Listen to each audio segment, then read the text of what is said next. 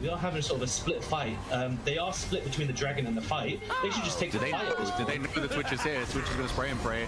Think he's going to be able to kill the Mordekaiser? Surely? Dead. Nice, there it happens.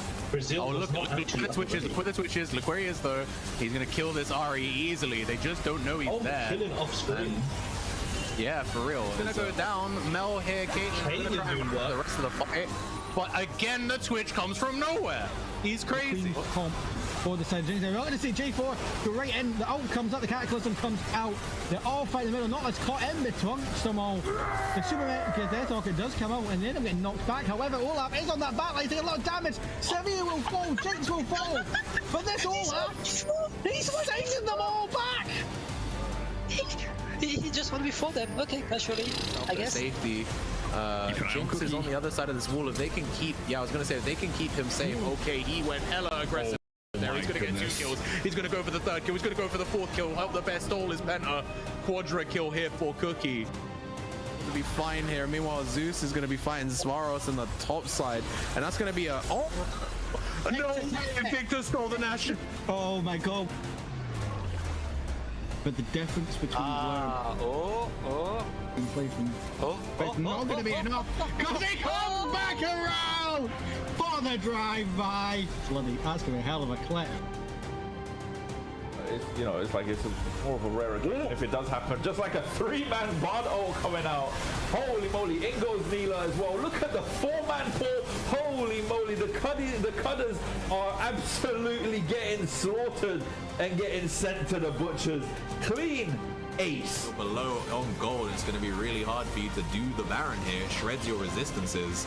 And we see 5DK are wrapping around. They're going to have to leave it, but it's on 3K. That means 5DK can just start it. It's very close to being stolen. They're going to just take this. Red team do get it. That's so unfortunate. And now the team fight begins. And JP's in the wrong place. He's going to get collapsed on. What can they even do here? Quay's going to run. Sejuani just going to watch his AP carry get popped.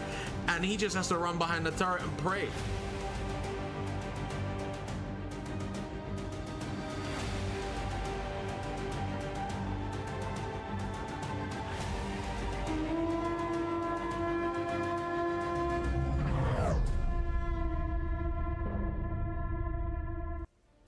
Ladies and gentlemen, welcome back to the MiniLCS Winter Open 2026.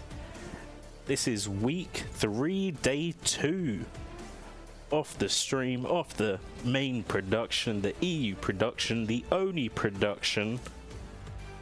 Thank you very much. None of that useless NA shit on Tuber's channel. We don't do that here. It's all EU. And this, of course, is on the one and only channel, the League of Shut Up. Now, today, we have another Hard Start Heroes bracket game. And it is my boys, back from when we restarted, you know. It is Mac Moody's Mandems, the guys that said fuck Mount Fitchit, and shut down Jack's hopes of ever playing with his friends ever again. And then we have Crimson Frost, who are new to the MiniLCS. Who will make it through to the playoffs? We shall see. I don't think this is the decider, but it's getting close, ladies and gentlemen. It's getting close. But with that said, I'm going to hand it over to your solo caster again, the one and only Day Zero.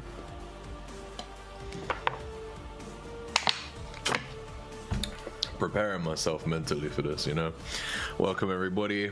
We're excited for another big day of Hard Start Heroes action. We got currently on our stream, obviously we're gonna have Mac Moody's Mandem versus Crimson Frost. So like we had Aaron so wonderfully introduced, Mac Moody's Mandem are a legacy team. They've been here.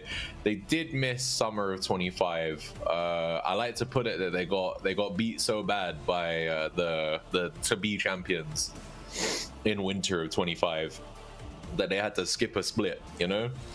And now they're back here, Winter 26, trying to make the comeback here. Almost the exact same roster. They had added a new support, but that support is not playing today.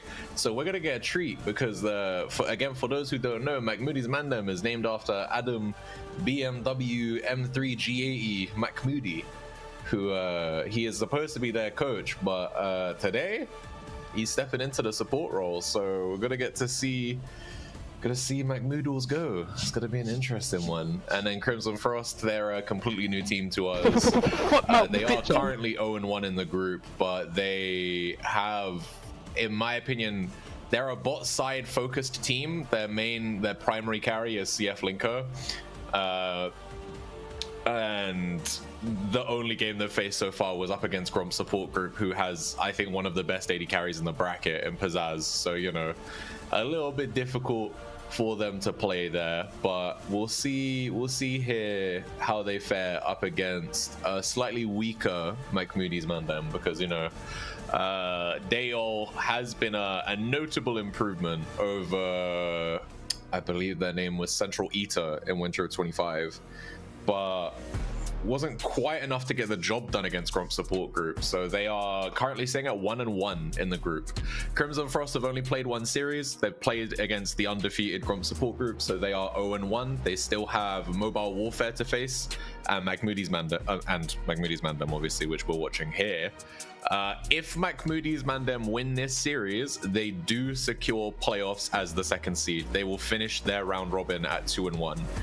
If Crimson Frost win, then they will finish at 1-2. Crimson Frost will be at 1-2, and Mobile Warfare will be at 0-2, moving into the final game of the bracket, which will be Crimson Frost and Mobile Warfare. And if Crimson Frost win that, then they would end up in second place. So, but then if Mobile Warfare win against Crimson Frost next, you know, in the next few days when they eventually schedule their game, then we would have a three-way tie for the second place in this group, which would be a logistical nightmare, as I am currently experiencing with the Weenie Hut Junior bracket. But it will be hype.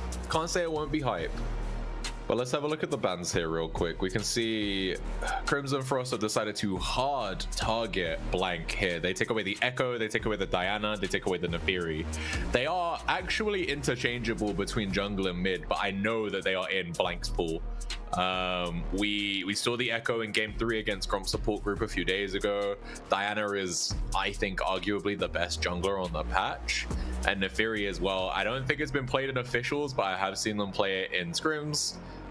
Meanwhile, McMoody's Mandem have decided to get the Aphelios away from Linker. They've gotten the Mundo away from Desa 10 in the top lane, and they have removed the Warwick here from the jungler of Crimson Frost. So those feel a little bit more like target bans as opposed to kind of, you know, oh, this thing is OP on the patch, right? Because I think Nefiri pretty OP on this patch. Echo, Diana, they're both Dusk and Dawn junglers. Dusk and Dawn is broken on the patch, so they're broken on the patch. The Aphelios is definitely one of the stronger AD carries, but Mundo and Warwick feel more like their target bans here, as opposed to just, I don't want to face that thing because it's ridiculously strong right now. Crimson Frost do end up locking up as a B1 pick the Yunara here, so they've given Linker a very strong, very scaling carry here. Like, Yunara's early game not the greatest, but she can always farm from range with her Q, so she's quite a safe pick. And in the late game, her ultimate allows her to become basically Thanos when she has items, so she's definitely a reliable pick to just kind of lean back on and trust that they will be able to carry it if you play around them. Meanwhile, McMoody's Mandem have drafted what looks to be the beginnings of a just go forward kind of comp, you know, for the old heads who can remember the very very aptly put double lift saying, it's just a Sivir comp, bro. So they have the J4 and the Sivir here. Obviously, J4 is going to love Sivir's ultimate, allows him to just catch up with people a lot quicker, land those EQs when he can get the flag and drag, get the Cataclysm, lock people down, allow his team to be able to actually supply the damage. And knowing that McMoody's Mandem do use blank in a carry capacity, this may be like the full damage Jarvan. But seeing the hover here for the R3, I think they might be better suited, giving him that more bruiser build. The kind of Sundered Sky, Black Cleaver type, you know. They have a lot of damage already. They have Rise. We saw Ko pop off in game 2 of the series against Chrome support group on this Rise. It is a champion that can 1v9 if it's given the tools. So if they play around him correctly, he can definitely carry this game. There are loads of unique and creative ways to use the Realm Warp as well. So very interesting to see how that goes. But Crimson Frost have locked in Viego and Alistar. So Alistar is really good at getting champions like Jarvan or any kind of dive threat. So stuff like a Diana, stuff like a Leona, for example, off of the carries, right? This Alistar's job, played by Chief Blobfish, is going to be solely to keep people off of Linker. He's going to be there. He'll be able to headbutt them away, pulverize them if they stay on top, you know, to kind of make it so that they can't actually deal their damage. And then hopefully Yunara or Stormzy on this Viego will be able to get the kills, right? Round 2 bans though, we can see McMoody's are pinching this mid lane. Obviously they've blinded the Rise, so I assume they're taking away some of the less fun lanes for the Rise. They removed the Syndra, who does outrange Rise, so in lane she can bully him and she scales maybe not as well as him, but pretty well. And then they're going to take away the Malphite, which is another safe top laner here for Crimson Frost to rely on. You know, they got rid of the Mundo, who's a mega tank. They get rid of the Malphite, who's a mega tank with a really good engage tool. Also been very strong on the past few patches.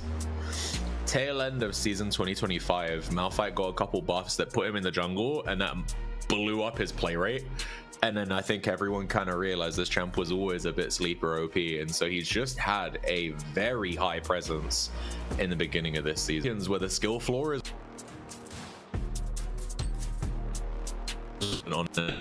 if you're in a lane, like in a matchup where the Malphite should win, even if you don't have the most experience on this champion, he's pretty easy to pilot. So they do round out Crimson Frost's tier 2 bans here, or stage 2 bans. They get rid of the Braum, which BMW, or Lord McMoody, as I'm going to refer to him probably from here on out, has been playing a lot. You know, he's not a support main by trade.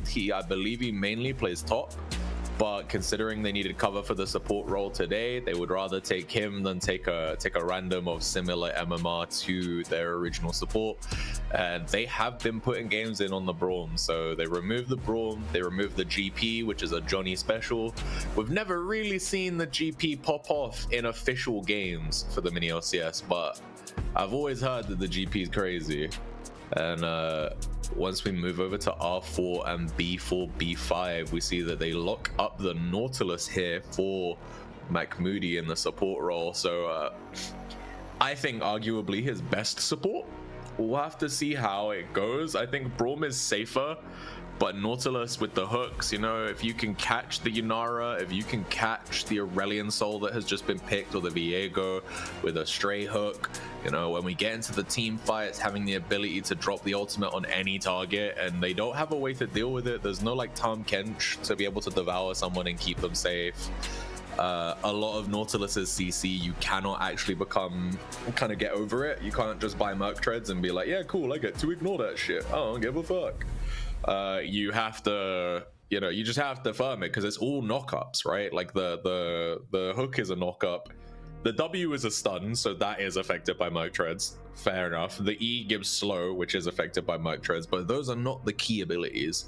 The ultimate is the next one, which is a really like sizable knockup, and it knocks up people in between Nautilus and the intended target. So it can really warp team fights. But then Crimson Frost are going to take the Aurelion Soul in another really scaling pick here.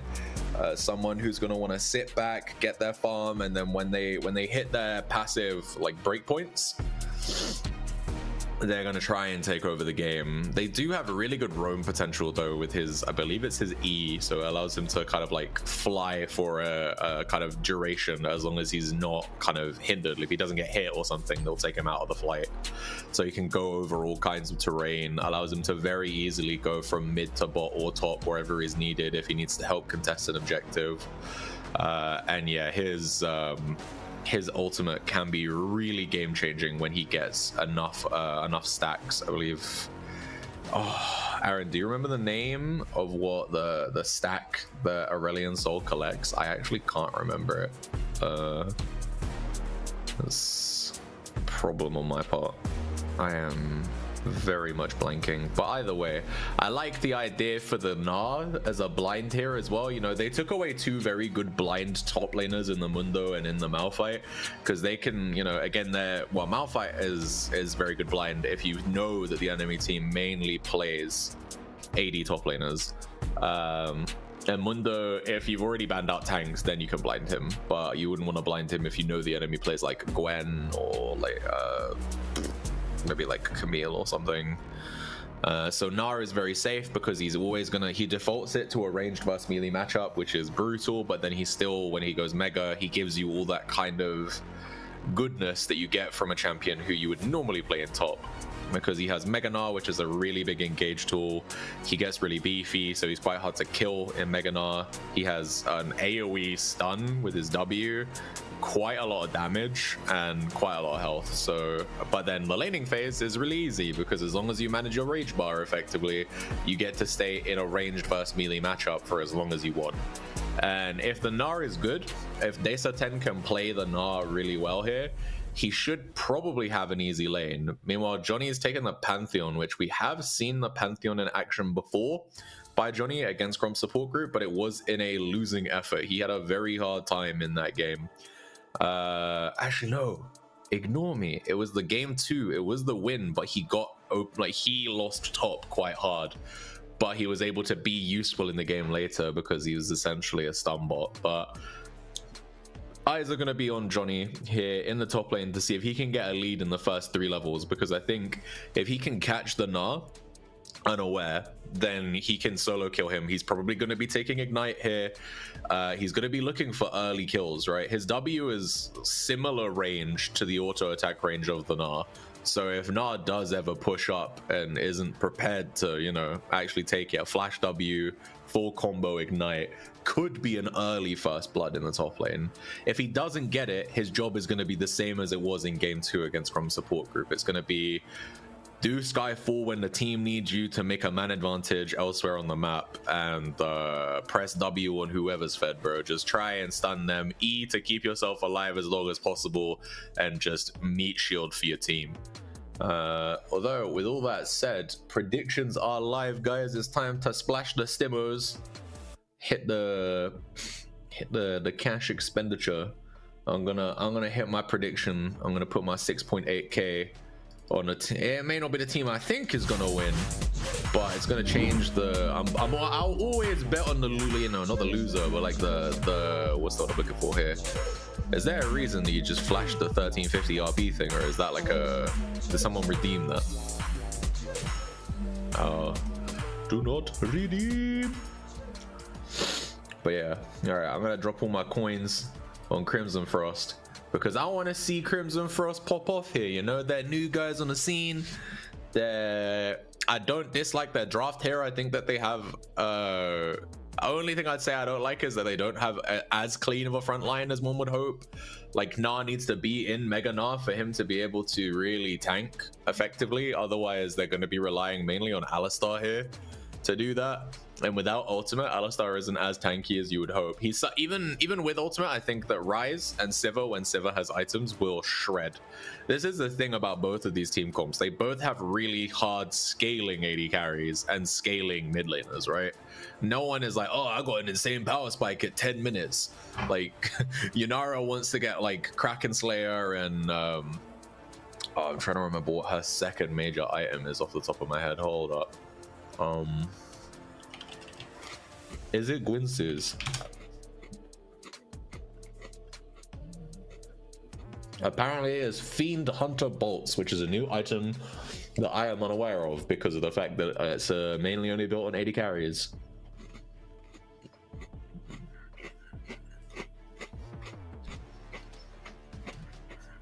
Although I can see why it'd be busted on her now that I look at it. Hold up.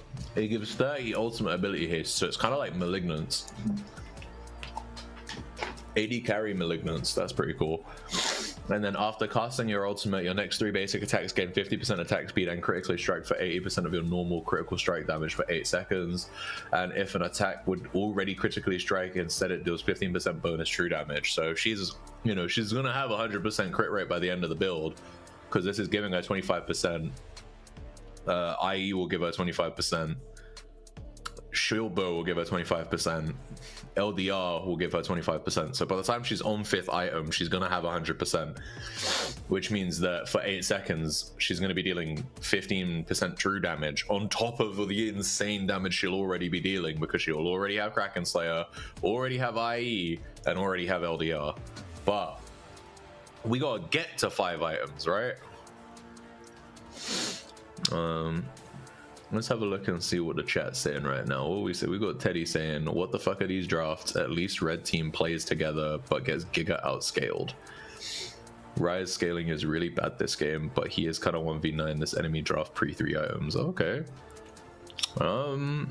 Fair. In my head, I'm like, I always assume like Rise is quite low range, but he does scale insane, right? The problem is, yeah, I guess, like you mentioned, that Yunara and Aurelion Soul, once they get to their kind of big power spike, their range is way higher than Rise. So Rise is gonna have a hard time getting in outside of like maybe a flank angle or something. But yeah, at least with the Siva's great at clearing waves. Siva's gonna hurt like a truck when she gets her items. So, and they do have good ways of locking people down as well. You know, they've got flag and drag for Jarvan, they've got the Nautilus hook, the Nautilus ult, they've got the Pantheon W. They also do have the Rise route, but again, I think if you're in range for Rise to root you, then you should probably already be dead.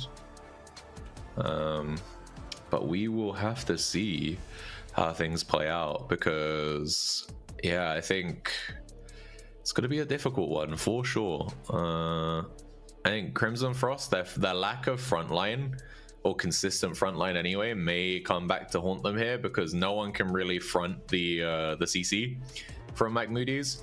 Like if Gnar gets caught in mini Gnar by a hook or by a flag and drag or by a Pantheon W and the team are there, they just kill him before he gets to even become tanky with Mega Gnar.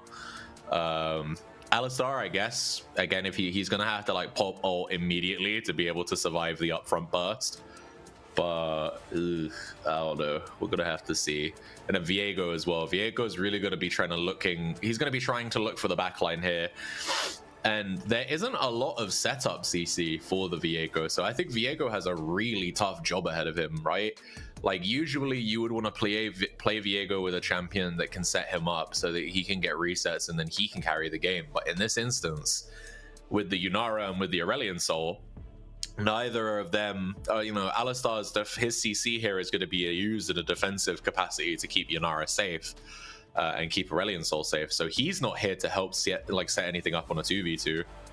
Gnar has Mega Gnar, which he's going to want to use in big team fights to try and land multi-man ults. It's not going to be, oh look, we have a kind of 1v1 or a 2v2 skirmish here, and I can help kind of, you know, set the Viego up in the early game. So I think he might have more of a farm fest kind of game here, you know.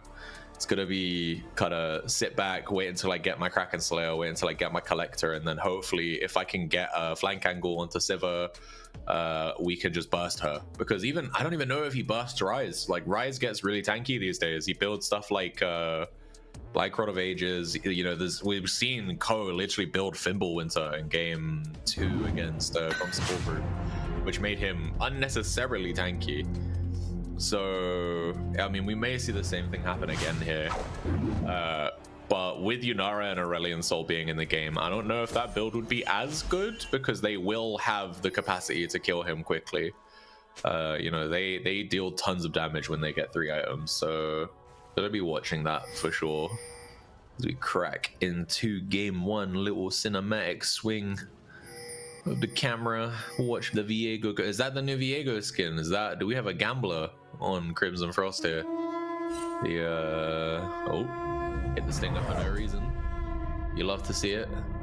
Little bit of advertising, boys. Little bit of advertising never hurt nobody. Let's have a quick look at runes here, because nothing meaningful should happen. I'm gonna see Arcane Comet go out onto the Rise there, but they're really positioning here to make sure they can get some early vision. They'll make sure they know exactly where Jarvan's starting. Although I've noticed this in season 16, having that ward, like if you commit to trying to get early vision as the jungler, you automatically bait out where you're starting as well. So it's kind of a double-edged sword. I think the better way to play that these days is, instead of sending your jungle as well, you wanna just let your mid laner try and crash the first wave and get a ward in after the fact, right? Because they know Viego's starting top, even though they didn't commit a ward. And oh, that is a very dangerous place for this Gnar to be. Ignite's gonna come out, and I think that should be a burst blood. If he doesn't die, he's on 10 HP behind that turret right now. And it happened so quickly, I didn't get an actual chance to talk about the fact that Gnar has taken the barrier here for the early game in this Pantheon matchup. It did just save his life as well, so very useful for him there. Although he's gonna lose quite a bit of XP here in this early game, because you know he's had to just go straight off the wave. They hadn't even started to kill minions by the time the fight had already started top lane. And so Desa, with no sums, is going to make his way straight back up top. He is on 1 CS right now. And he couldn't even buy a pot when he's come back. So he's coming back essentially the same way he left, but with an XP disadvantage. The minions are kind of helping him here, but it's just going to be a first blood. He just walked straight back into death. And that's 500 gold here for Pantheon, who's... This is a very different game from the Pantheon game we saw from Johnny last stream. It was 2 days ago that I had to do it on my account, because I wanted to make sure that we finally got to see at least one group stage game from Gronk support group and McMoody's. So what better game than, you know, the series they played against each other. But yeah, he's very much in a happy place right now, you know. Gnar is based with he's back from his second time going back, and he all he got was a refillable. He's got no combat stats here. Meanwhile, Pantheon gets a double longsword for the lead he's built himself, and with the lane where it is now, if he can hold this, if this stays frozen, Gnar does not get to play this game. It's so brutal. Unfortunately, it's gonna actually push into the Gnar though, so he should be able to get some of this wave eventually. But less about top now, less about top. Let's look at the rest of the map here. We haven't really spoken about the rune setup for both teams here, so fairly bog standard for all parties, to be honest with you. Fleet footwork for Gnar, yeah, makes sense. He knew he was going to have a rough lane here, and well, that has been the story thus far. So fleet footwork is a great way for him to kind of keep himself topped up in lane, or try to regen in lane, you know, in these instances where he is taking tons of damage. And then it's Conqueror for J4, Conqueror for Viego, again bog standard, normal. Phase Rush for the Rise is normal as well, because he loves that extra movement speed. You can even see he's taken Ghost, which is just going to allow him to try and get within range. One of the main limiters for Rise is his limited range, so you know, getting that extra movement speed from the Ghost, from the Phase Rush. I believe back, maybe not. I don't think it's the current build, but I know there was at some point a build where you went Phase Rush on Rise if you needed like TP. Sorry, not Phase Rush, Cosmic Drive, because it gives him movement speed when he hits abilities, right? So that's obviously very synergistic, but. Yeah, gonna have to keep an eye. I don't think he will build that. I think he's probably, considering he's got a tier at a Ruby Crystal, it's probably going into Rod first, just because he wants that extra HP, extra healing, extra mana. Just kind of makes a ton of sense. Then bot lane is lethal tempo for both AD carries, which again, yeah, makes sense. And then aftershock for both of our tank supports. One is going with heal, one is going with ignite. So McMoody is looking back. BMW M3 G8. He's looking for kills. He's looking for violence in his first MiniLCS. Was a Winter 2026 game. But Chief Blobfish, you know, Alistar provides a lot of stable healing in lane, and he has heal too, which, you know, means that effective HP wise, him and CF Linker have more HP, right? They have barrier, they have heal, they have the innate healing built into the kit of Alistar. So yeah, I don't know if they get kills in this lane. They don't know right now that Stormzy is in the lane, so there might be the beginnings of a fight that Magmoody's Mandem probably don't actually want. They're hoping here that Magmoody is going to go for the hook, but instead he's going to get caught by the headbutt pulverize, flashes himself to safety, and no harm, no foul here. They get one summoner for nothing, and Viego's going to go about it. Although, really good counterplay here. J4 sees that Viego stayed down there a little too long. You know, he's off tempo, and good capitalize here by Blank is going to steal away his blue buff and probably his Gromp too. Meanwhile, Stormzy is looking to mace it here. It looked like he was hovering mid, but seeing there's no play to be had, he's just going to reset, spend his gold, and probably head up top where he's going to find that all of his shit is gone. So yeah, really clean here to abuse the fact that your top laner is ahead and to know where the enemy jungler is. This is a very risky dive though. They are going to go for it. Nice turret juggling by Blank is going to make sure that nobody dies there. Just literally just walk up R by the J4 was... yeah, they secure it there, and the second kill here for Johnny is going to be big. Has to flash out to make sure he can get away from Stormzy, but Stormzy's going to ult here, and now it's a 2v1. If the Viego can get a reset, I think he might actually 2v1 here. Realm Warp is going to come up to make it a 3v1 though, and now he is not getting out of this alive. Even if he got a kill here, he's still going down. And that is third kill here on the board for Magmoody's. They have built out a little 2k gold lead for themselves. This early game is going all the way for the Mandem right now. And I know they're probably, you know, they're itching to make sure that they get this win, right? Because if they get it, they finish their round robin at 2-1 and they secure playoffs. And that is a third death here for the Gnar. Just not quite respecting the damage on the table here from this Rise. And yeah, we're gonna get a replay real quick just to see how this went down. You can see Gnar is trying to hit things so he can get to Mega Gnar, but he just doesn't have enough time. With both players there, both with hard CC, it's super hard for him to get away. Pantheon's E just ran out, so he would have eaten that stun had he got caught by it. So, you know, good play there by Johnny to flash out, make sure he doesn't eat anything, and then the comms here. I mean, Rise was already pathing, but the Realm Warp is just going to make sure he's there that little bit quicker. And they even feed the lane, sorry, the minions, the wave, to the Rise there. And Gnar here, a little bit hubristic again, just didn't respect the amount of damage the Rise has on the board right now. He is one of the stronger mid laners on the patch right now, and you know, even though he didn't have items, I think he was literally just on a Catalyst of Aeons at that point. You know, a couple rotations of those spells, you're not tanky, dude. All you had was plated steel caps, so they're doing exactly nothing against that Rise. So it is a rough time, although not gonna lie, that does like the classic I have the new skin Viego player that completely clueless about the champ. Nah. I have faith in Stormzy right now. He gotcha for the skin, but he knows how to play the champ 100%. I have the utmost faith in him.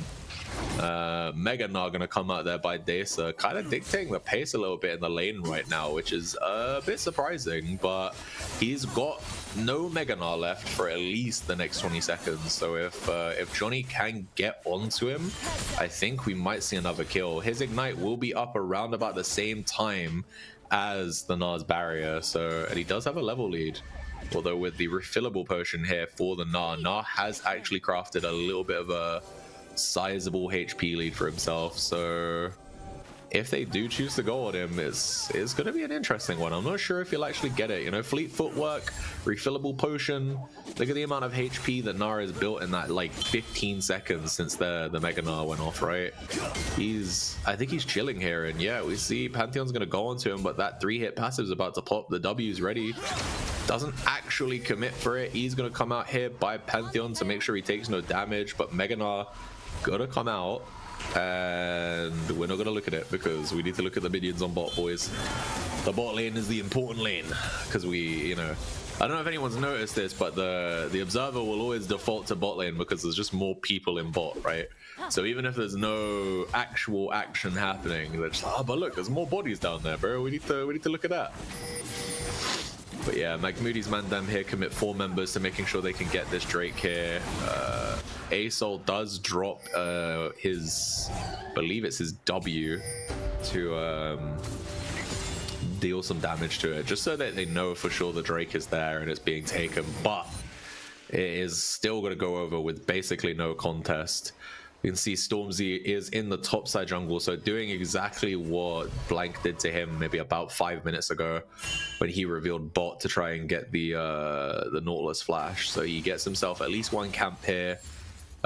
Meanwhile, Johnny actually going to get quite a deep ward in, and they're going to see that the blue buff is respawning. So we might see the McMoody's Mandem up in Crimson Frost's jungle here.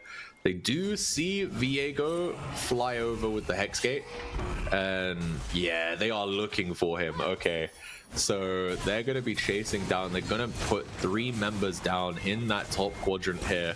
So Viego does not get his jungle here. He is severely out of the game right now. His team can't help to help. Like Nah right now, if Nah fights, you know, right now because they're already leaving, yeah, he can come in and kind of throw a little bit of poke, but there's not much else he can do. And now it looks like he's overcommitted here. His team aren't really here. We can see that the Viego is here. Cataclysm is going to come out. Dace is going to go down, and now it's a 2v1 onto Stormzy. Stormzy's going to ult over the wall, but it is not going to mean anything as we get the 6th kill here for McMoody's. And everything topside is going the way of the Mandem. It is harsh right now. The bot lane is equal. We could say that much. They have a 15 CS lead on the Yunara, and considering we said they're a bot lane focused team, that is good for them. But the top side of the map needs to stop hemorrhaging if they can, because it's going to be really hard for Yunara to carry this game if Ryze is an entire item above her, and if Pantheon is, you know, got equal items to her and can just jump on her, right? Like, they only have a little bit of peel in here. They only have Alistar to help peel. Everybody else has no tools to defend her. So we're gonna have to see how things play out. But you know, Kraken Slayer is completed here. J4 is gonna come top again, try and gank gate it. Desa is not gonna actually land the flag and drag though. I think if he landed the flag and drag there, it would have been a different story. But here we go, Crimson Frost. They're trying to make something happen here. They get a good chunk of damage here onto BMW, but they don't actually get anything meaningful. He doesn't burn a flash. He doesn't burn. I think they did get Toki's flash, so that's big. But now they come back for the wraparound, and I think they might secure this. Oh, he lives on nothing. They have to commit to the dive. Unfortunately, the Nautilus ult didn't actually come out there, and so Linker just gets to walk right through, and that is a very cleanly executed dive here by Crimson Frost. Meanwhile, top lane is just a 1v1. We do see Ryze is here. Ryze is looking to try and at least defend the turret, but I know Ko wants kills here. He's looking for it, but I don't think he has the facilities. He can't 1v4. He's fed, but he's not that fed. You know, he's sitting on he's been sitting on this Rod of Ages for 4 minutes. He's got 309 stacks on the tier. So he's, you know, if they just stood there, maybe yeah, he'd get some kills. But like, honestly, yeah, he wasn't gonna get much there. He's gonna save the plates on his bot tier 1 and walk his ass straight back to mid lane, where he does have about a 1k gold lead over this Aurelion Soul. So yeah, he's comfortably in the driving seat here for mid. I think that Ryze, when he sorts his early game mana problems out, he definitely gets the push onto the Aurelion Soul early. His ability to clear waves until such a point as Aurelion Soul can just drop one ability and the wave dies, which will come. Don't get me wrong, that will come, but it's not here yet. Yeah, Ryze should be able to get the shove on him, and we can see it's happened a couple times where he's been first on the move to certain fights, to certain kind of important events, and that's why he's 2-0 right now, because, you know, Zaz has not died in this lane. He's only down a little bit of farm. But most of the gold lead that's been manufactured here for Ko has been on the behest of killing this Gnar, who might be dying again. Execute range we are in, and it is going to be a 5th kill here for Johnny on the Pantheon. 2k gold lead right now for this Panth. He is primed right now to carry this game. But what I will say is he's a very early game focused champion. So if he cannot capitalize on the lead that he has right now, it's gonna be rough for them, I think. But you know, at the moment, he has all the tools. He has all the tools he needs, right? He's got a 2.3k gold lead. He's going to be an entire item, nearly 2 items up. Flash hook comes out by BMW, going to get immediately headbutted away. I think they were looking to maybe get a pick before they actually start this 3rd Drake, but they don't get it, and now we are gonna just start the Drake. But there's gonna be a fight here. TP comes out immediately here by Johnny, puts himself right in between the enemy and his team, and is gonna try and keep them away here. We see 5-man focus here onto this Drake. Flag is gonna come out. ASOL's getting some damage out here. This is still a 50-50 if the Viego can get in. Viego can't get in. He's gonna eat a stun. We're gonna see the Aurelion Soul ult come out, and the health bars are actually pretty low here for Magmoody's, and that's gonna be 2 quick kills over here for Crimson Frost. They're gonna get a 3rd one as BMW is gonna go down. 4th one here, and so they secure that Drake soul point here, but they lose so much in terms of their shutdowns, right? So many kills over here. 4 kills go to Crimson Frost. And where did those kills actually land? 3 of them, we see 3 kills here on Viego, 1 kill onto the Aurelion Soul, 1 kill onto Linker as well. So one of those didn't happen in that fight because math is not mathing. But yeah, the Aurelion Soul ultimate in that fight, where how everyone was just kind of rammed together, was huge. And now, all on the back of that fight, the gold lead is actually swung. It's Crimson Frost, even though they are down soul point on a Hex Soul, they have the gold lead, you know. They're gonna see 2 turrets are gonna be picked up as well. They get the top and the bot tier 1 off of that play, and so it's now about 1k gold lead for them. And Desa might die for this, I think, which sucks, but you know what? He got a lot of consolation gold, so he's still down 2.3k, and it was his 7th death of the game, but give it some time and he might actually have Triforce here. I think he's maybe like 200 gold. No, he's still missing Sheen now that I look at it. So yeah, he's still maybe a while off of Triforce. So we're gonna have probably 2 items in the inventory of this Pantheon before we get Triforce onto the Gnar. But yeah, here we go. We get to see a replay of the fight. The Drake goes down to 1.3. They finish it, but then they also start the fight at the same time. Huge, big ass pulverized by the Alistar into Zaz, landing that the ultimate there by the Aurelion Soul, and then he just gets to come in and run people down. Viego and an Aurelion Soul just chase people down there, and honestly, yeah, it is a massive swing there for Crimson Frost. The game was looking a little bit cooked until that fight, to be honest. And don't get me wrong, if they can get Soul in, what, 3 minutes, then it's still going to be a really hard uphill battle for Crimson Frost. But that injection of gold was exactly what they needed, and it looks like Ko might be caught here. He doesn't actually get his Realm Warp off because of some CC, and that's just another quick kill here over to the combo of Viego and Aurelion. So it's, yeah, I don't know. The Mandem are kind of throwing here. They had the lead, but now we're seeing the only real meaningful lead they have is actually in the top lane. And the difference here in bot is quite huge. Like, Linker is 2.4k up on Toki. Toki is 40 CS down. He's died twice. There's an entire item and a half difference. We're sitting on, what, Essence Reaver and a Zeal versus Kraken Slayer, Renan's Hurricane, and 2 parts of your IE. So Yunara is in a very good place right now. I think the only major threat to her being able to carry will be this Pantheon. If he can get on top of her, he could probably one-shot her before she gets a chance to really get her damage out. But, you know, the later the game goes, the harder that's going to be, right?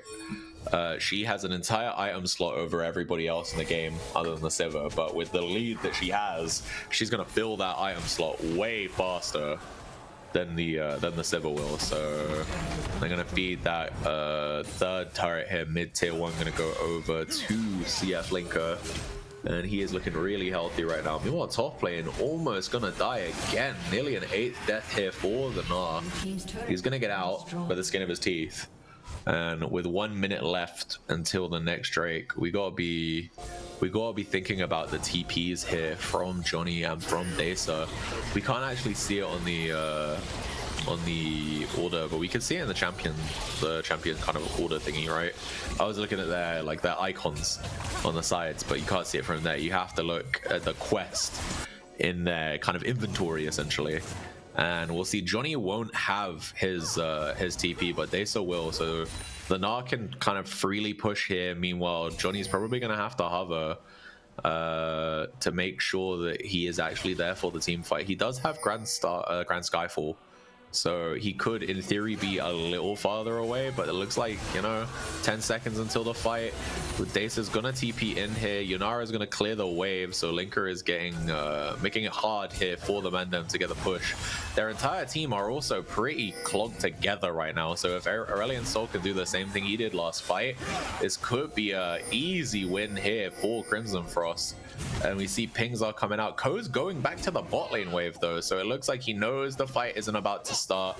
He knows there's jostling for position here. He does have Realm Warp, so if he wants to, he can join the fight at any point. But the Drake is gonna get started here. Linker is making their way back. We got 3 members strong here. Flash is gonna come out for the Gnar. Gnar's gonna land a Mega Gnar onto 2 people, but looks like the key target isn't going to get hit. Then Nautilus and J4 are going to go down, and now this should just be a free Drake over for Crimson Frost.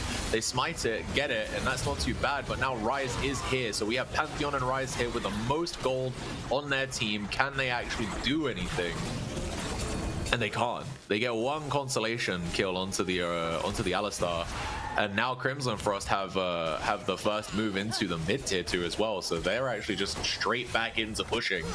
Meanwhile, Sivir and Pantheon have to walk the long way around to their own base. So at least 2 plates here. Maybe the entire turret is going to go down.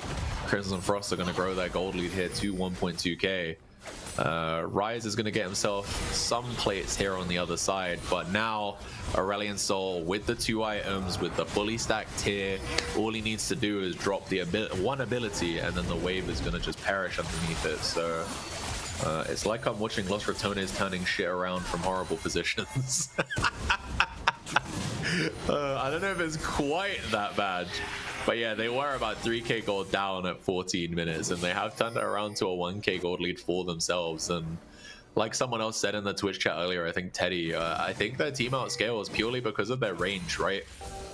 Aurelion Sol and Yunara heavily outrange Ryze and Sivir, so unless Pantheon or unless Nautilus can really get on top of people in the kind of straight up 5v5, they get to start DPSing well before Ryze and Sivir do. So it's kind of hard here for McMoody's. So we're gonna have to see what they can do for the rest of this game here. 24 minutes on the clock. We've got about 2 items on almost everybody other than the Gnar, really. And even then, Gnar is beefy enough now that we can see he can actually trade. He is only a level down. Viego is here, so this is a 2v1 now. Stun's gonna come out, and I think that Pantheon will probably die here because his team are not with him. Pops the E here to make sure that he can get a little bit extra life out of it, but it's gonna just be a quick kill fed over to the Viego. 6th kill of the game for him, and now we have both bot laners are just going for a straight up fight in the mid lane, and Yunara's just got insane range, so the Nautilus just gets run down. And while Ryze and J4 do get a kill here in the bot lane, there are pings by Crimson Frost to just start the Baron. So we see all 4 alive members here just going straight for the Baron. Stormzy is kind of low right now, so there might be an angle to stop this, but it looks like McMoody's Mandem aren't interested in stopping it at all. It looks like they've already committed to the idea that they're going to give this over, and they're going to get at least tier 3 bot, maybe an open inhib here for the next 3 or 4 minutes. The Baron empowered recalls do come in. They're looking to maybe take... okay, they get the Realm Warp out, and they do get to safety, but they lost Baron for it. So depending on what Crimson Frost can do with this Baron, it's It's interesting. I'm not super into that exchange. I'm not super into that trade. I think that having the super minions will be good. Don't get me wrong, but if they can get 2 or more turrets off of this Baron, then, or if they can also open an inhib of their own, you know, like we said, they're kind of winning the team fights now. We're gonna see BMW is gonna get caught again. They are trying to hit this Viego, but this is a bad fight for them. We're gonna see the Aurelion Sol ult come out, and BMW is just gonna get popped. And from there, what can you do? We're gonna see the turret hit in the mid lane.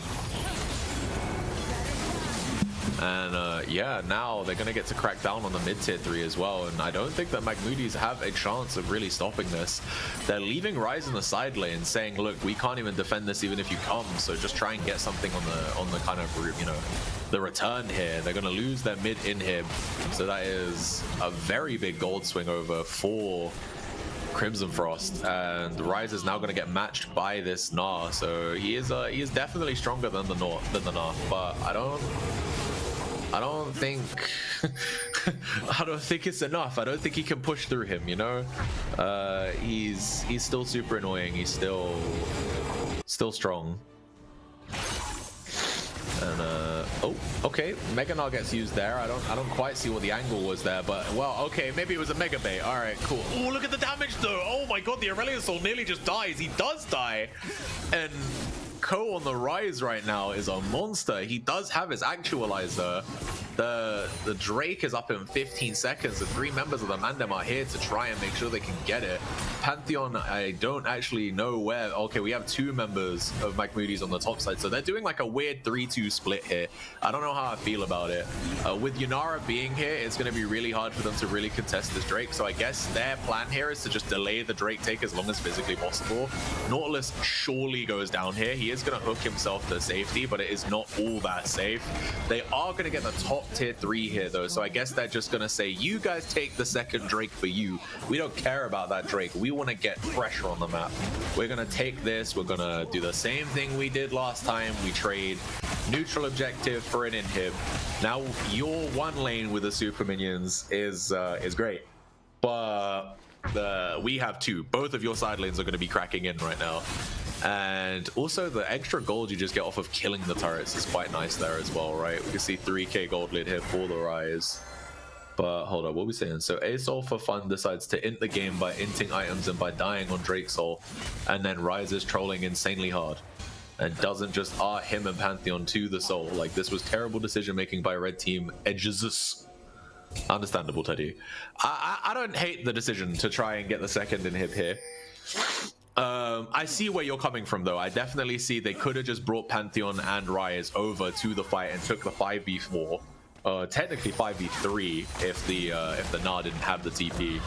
But, you know, they made the decision they made. We're going to see a flash W come out here, and Linker is going to be getting killed just immediately. But now it's all on ASOL. Can ASOL kill these people? They are all sitting on his abilities. Mega Gnar is going to come out, and there are low health bars in Magmoody's, but they are kind of not even going to get the kills. This is going to go over for Crimson Frost.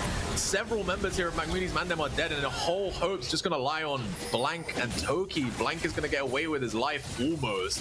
I don't even know. They're still kind of chasing, but 3 members are still alive, and they have a wave. They have a wave here, and I don't think that Blank is going to get to base. They might be able to just end. I think they can genuinely just end here, because what, we have 28 seconds on both the Ryze and the Sivir.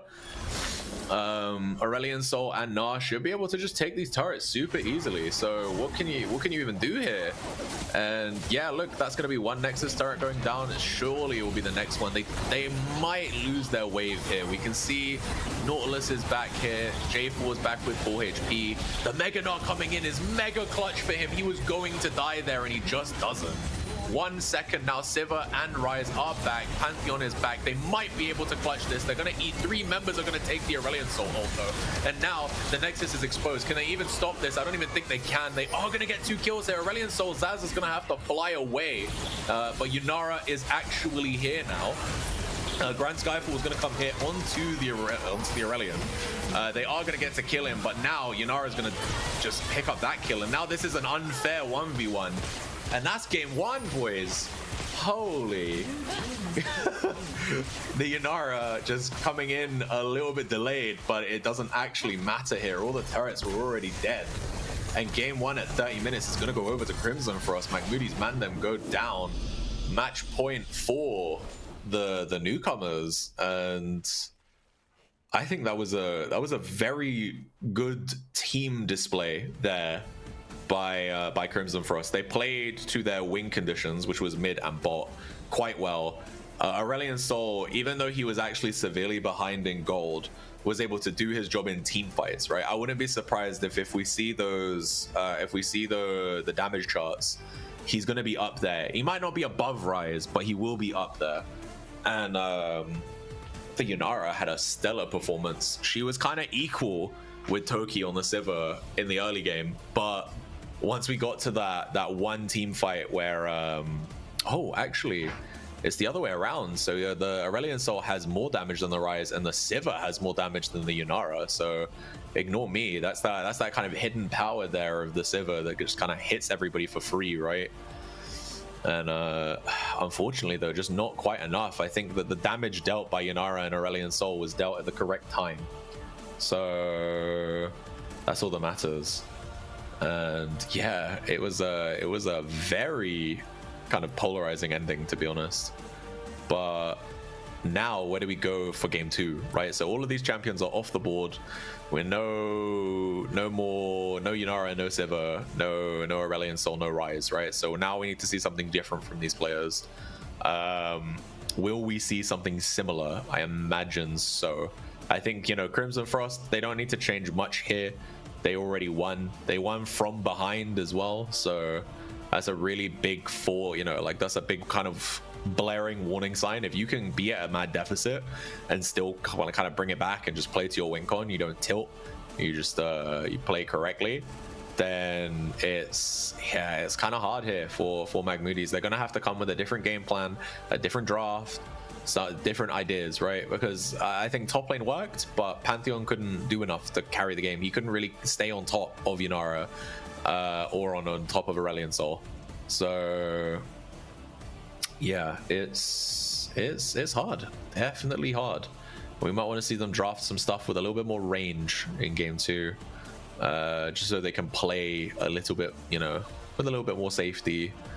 They don't have to kind of take every fight at the beginning with a disadvantage. But either way, I think we're going to cut to a break there, because we need to get everybody ready for the draft of game 2. So everybody in the Twitch chat, you guys stay tight, and we will be back in about 5 minutes. Peace.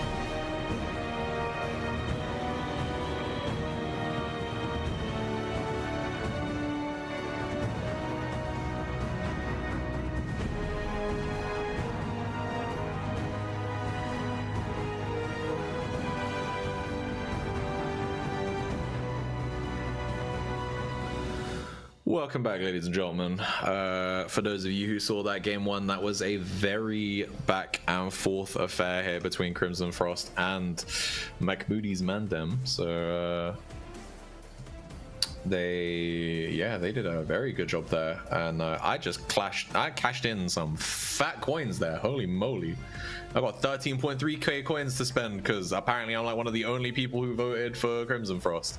Sometimes voting for the team that no one else is voting for just works out for you, you know. It's we take those. But yeah, Aaron, how did you feel about game one? I thought from how we saw it was going that McMoody's was going to win. You know, they had the snowball, but just some bad plays within like the Dragon Pit, and it just cost them there, and the gold just went. Like we saw on the what was it? On the gold graph here. See, about like 17 minutes in, it just dramatically flipped over, and Crimson Frost just had just started snowballing.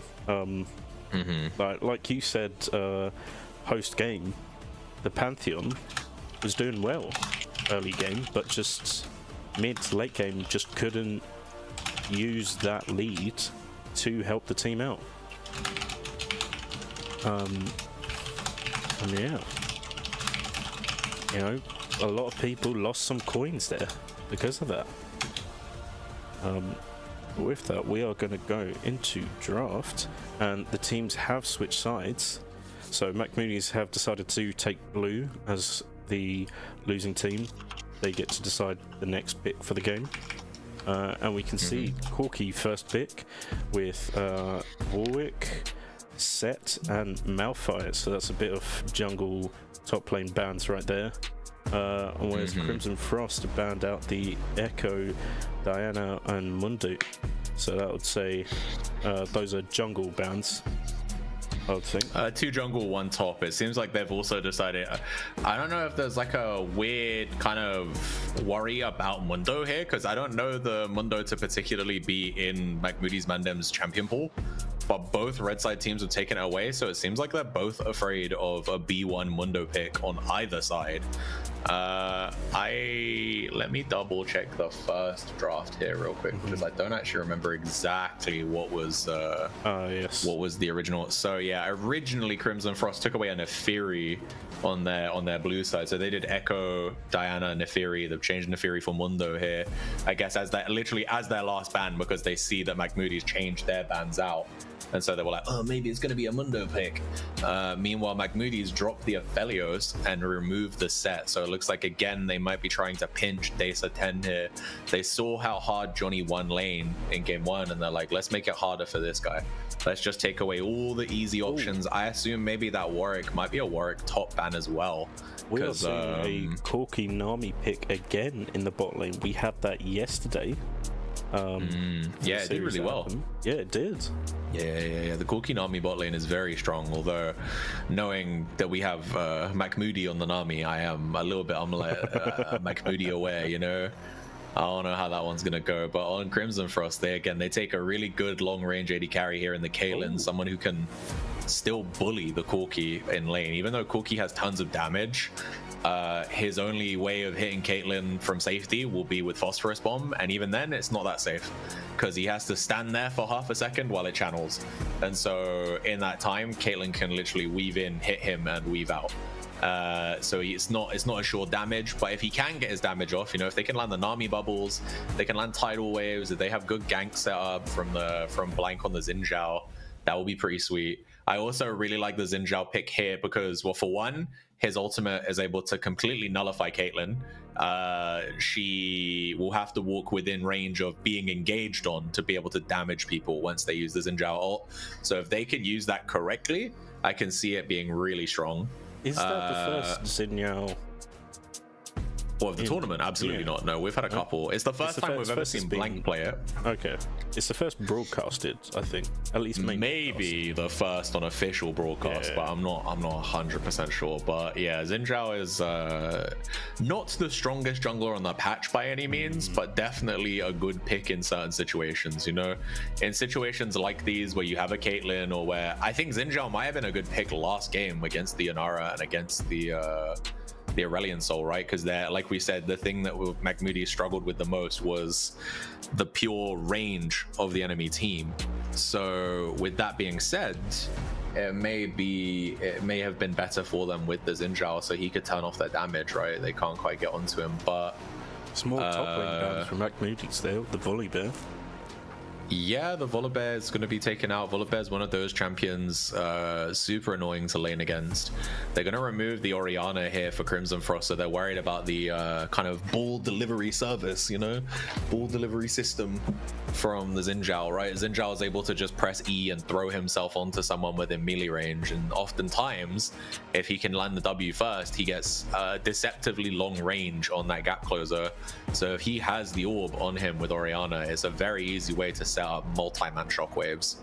And shockwave is a devastating move to be able to land on multiple people. So I absolutely understand why they remove it. They also hit, they're going to continue to pinch top. So I'm going to see the Jax ban here. Notably, no GP ban by Crimson Frost. So I don't know if that's like a, we're going to leave GP up because we have an answer to it this time, or if they're just not afraid of it. They're going to blind Syndra here, so they really want to make sure that whatever Desa 10 plays in the top lane, he gets the last say, he gets the counter, which I don't know how I feel about, if I'm being entirely honest. With how many bans have been thrown his way, I don't think he's going to be able to, and how badly game 1 went for him, I don't know if there's a favorable matchup for him in that top lane right now. But I don't know, I might be wrong. We could maybe see some tech come out here. We see Kled is going to be blinded here in the top lane. Are they just like running a Los Ratones draft here? You know, I don't know. Corki, I don't watch Los Ratones at all, bro. I'm not gonna lie. I don't think Reckless has played the Corki, Nami, not the Xin, but the Kled top. Is who they pick in the mid lane, right? They already used it. It is a Baus champion. Yeah, I'm not gonna lie. The Kled, for me, I am not the most familiar with the Kled champion. This is the most GG one-sided red side draft I ever seen. If they lose, I don't know what to say anymore. We just picked Kled TF into Braum Syndria. I mean, we'll see how it plays. But the TF, I like the TF pick here to be able to punish Caitlyn, to be able to punish wherever they put up top side, but we're gonna have to see what that pick is. Syndra into TF, I am unsure how that lane goes. They are gonna take Sion here, so another just very much safe top, safe kind of, I'm not gonna, even if he dies, he can still farm, right? So kind of, yeah, and then just frontlining for the team, allow Zaz and allow Linker to do their job in the team fights. I do quite like the Sion pick alongside this Braum as well. We kind of glazed over the Braum, but I think Braum is a really strong champion in the game right now. And up against this team specifically, you know, they're going to be relying here on TF being able to land gold cards. They're going to be relying on rockets hit by Corki as well, and like phosphorus bomb and tons of damage out of his Gatling gun. And Braum being able to shield tons of that damage is gonna be hard. I think that if Blobfish can, you know, if he can kind of deflect the important things, it will be a hard game here for McMoody's for sure. And there's good engage tools as well on Crimson Frost, so it's like they can find good fights. Wukong Cyclone is nothing to scoff at, and considering they have 380 champions, his passive is going to make him deceptively beefy. So yeah, the Wukong is going to be a threat for sure if he can get onto Corki, if he can get onto TF. The fact that he can, you know, his clone can make it so that he can kind of dodge gold card as well, which is quite nice. Sion ult is also a good engage tool if they ever get to it. And then, you know, they have the Braum ult as well. I wouldn't call that quite an engage tool, but they do have it. So, I guess now that the majority of people are going for the Crimson Frost vote, I'm gonna vote for the Mendem. So I'm putting my 13,300 coins on the line. I'm stimmoing it up, boys. 97%. That is the most one-sided. Just because I was like, you guys seem to think the other team will win, so I'm dropping fat cash on the team that you think will lose. So that if they lose, then everybody's gonna win they win their coins back, right? We'll see. You can see Andy in the chat there. Kaz is saying he wants to win his coins that he lost to me yesterday. So gonna have to see. But yeah, I don't know, man. Kled, in my opinion, and I'm not gonna lie to you, my opinion is an uneducated opinion, but Kled, in my opinion, is kind of a do-nothing champion. I don't really see when he excels. He's very good at escaping. He's very good at baiting people in through knowledge checks, right? Like if you don't know exactly what he does and all of the kind of tools at his disposal to make sure that he can remount onto Skull, he can kind of get deceptive 1v1s. But if that doesn't happen, then I don't know how it goes for him, you know? I think they're gonna probably have to look here to see if they can find roaming kills for the Kled, because Sion, in my opinion, shouldn't die to him. I think Sion is a super safe pick. They can just go Grasp of the Undying, you know, they get W early, they get free health every time they kill a minion. You know, alongside the extra health, I think you can get through your runes as well. It's gonna be a hard lane to die for Desa, I think. Very good adaptation for Crimson Frost, considering how badly the Gnar went in game 1. But yeah, with Destiny and with Charge, I think that we're definitely gonna see a lot of like team-orientated plays here. Maybe like 4 and 5 man dives in the bot lane if they can get it right. But that's gonna require Corki and Nami to win their lane up against this Caitlyn and Braum. So they went even until one really bad team fight in the first game. So with a little bit more priority, Corki is very much a stronger AD carry than the Sivir is, right? So although again with the Nami instead of the Nautilus, I think Nami pairs really well with Corki, but or at least they looked really good in the last series we saw it in. Remind me, who was it we streamed last? I actually can't even remember. God, you'd think we'd have better memory than this, but my short-term memory is non-existent, dude. The easy way to find out would be to go into the server. Hold up, if we go into stream announcements, it should show, right? Oh no, it just says you just put the list as week 3 day 1. Never mind.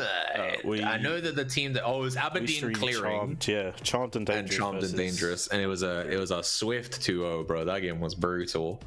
But yeah, no, Diminished and XZ Legend on the Corki and Nami made that combo look pretty fucking strong, to be honest. So I'll be interested to see whether or not Toki and Macmoody can bring some of that same flair into this one, considering their lane went so even in game 1. But then, you know, they picked 2 scaling, you know, both AD carries were scaling AD carries, so it's a different lineup this time, you know. We got the Corki Nami a little bit more aggressive, a little bit more fierce in the early game. Probably going to be looking for more aggressive trades as well, whereas I think Sivir is happy to just clear waves and just make sure they don't get plates. I feel the junglers for both of these games, where are we pathing as well? I imagine, oh god, we went with me. I thought we were going in game there for a minute, bro. I saw the thing and I was like, oh, let's go, we're going in game. No, never mind. No, we aren't.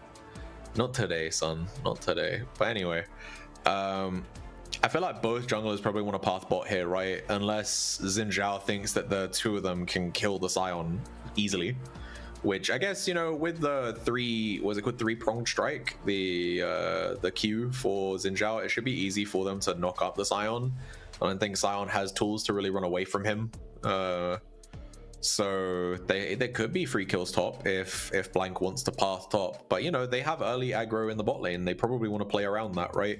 Not only to prevent the Wukong from nullifying their aggression, but also to actually kind of, you know, nurture it and make sure that it goes through and make sure that they get the lead in the lane they need to get the lead in, right? I think Syndra against TF, both of them are quite high range, so in theory they should probably be a safe lane unless ganks occur. I think if Wukong can get in on top of the TF will have a hard time. I think if Xin Zhao can get on top of the Syndra without Scatter the Weak there to save herself, she will also have a hard time. As soon as either of their flashes are burnt, they are very, very punishable. So I would imagine we're going to see both junglers maybe look... They're not going to be looking mid for the routine gank, but if a flash is burnt, then you kind of, you know, you go where the food is easy, right? Where the money, you know, again, your coins should be as easy as possible. And I think that a TF without a flash and a Syndra without a flash are very, very prime suspects, you know, kind of easy kills for a Wukong when he has his ultimate, or for a Xin Zhao just in general. If Xin Zhao can land W against her and she doesn't have Scatter the Weak, if they can bait out the E first, should be free kill 100%, especially if they can layer it with gold card.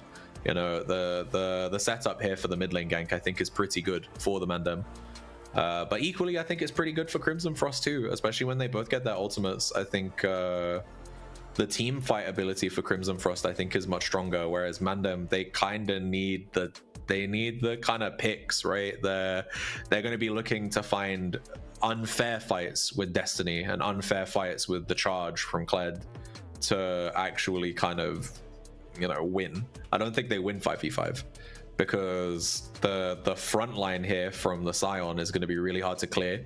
The multi-man knock-up from Cyclone with Wukong is going to be really hard to deal with, and then the consistent damage from Caitlyn, as well as I mean, both of the mid lane and bot lane have surprisingly good burst, right?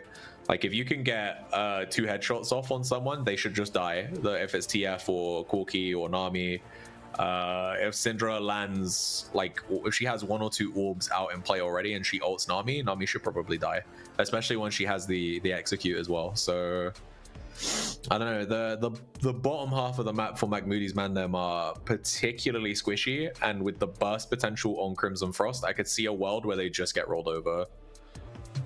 But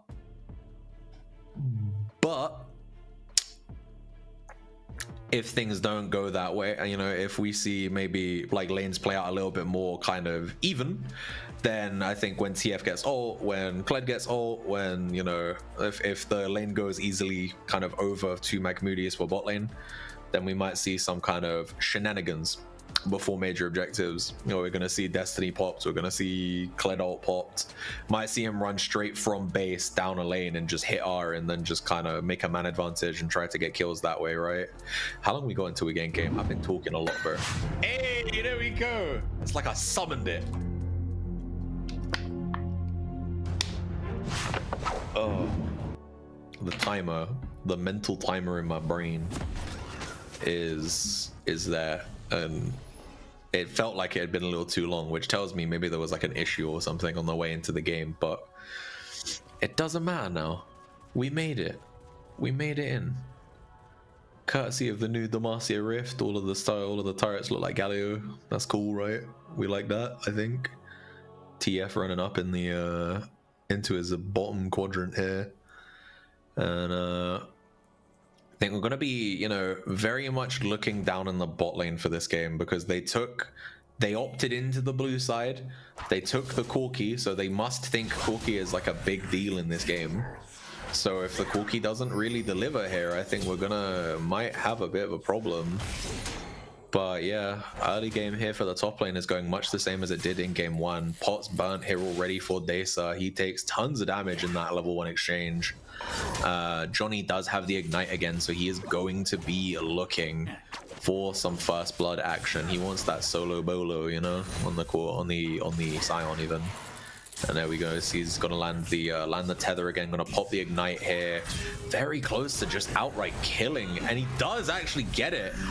Unmounting there is gonna. He might die here. He doesn't have the flash, but okay, never mind. Scion is gonna decide that instead of killing the Kled, he. Holy moly, that was way too close. That was one auto attack away from being a 1-for-1. And funnily enough, even though Johnny won the fight and got the kill, because of the way Sion works, we're literally seeing, I guess, 2 Baus champions here.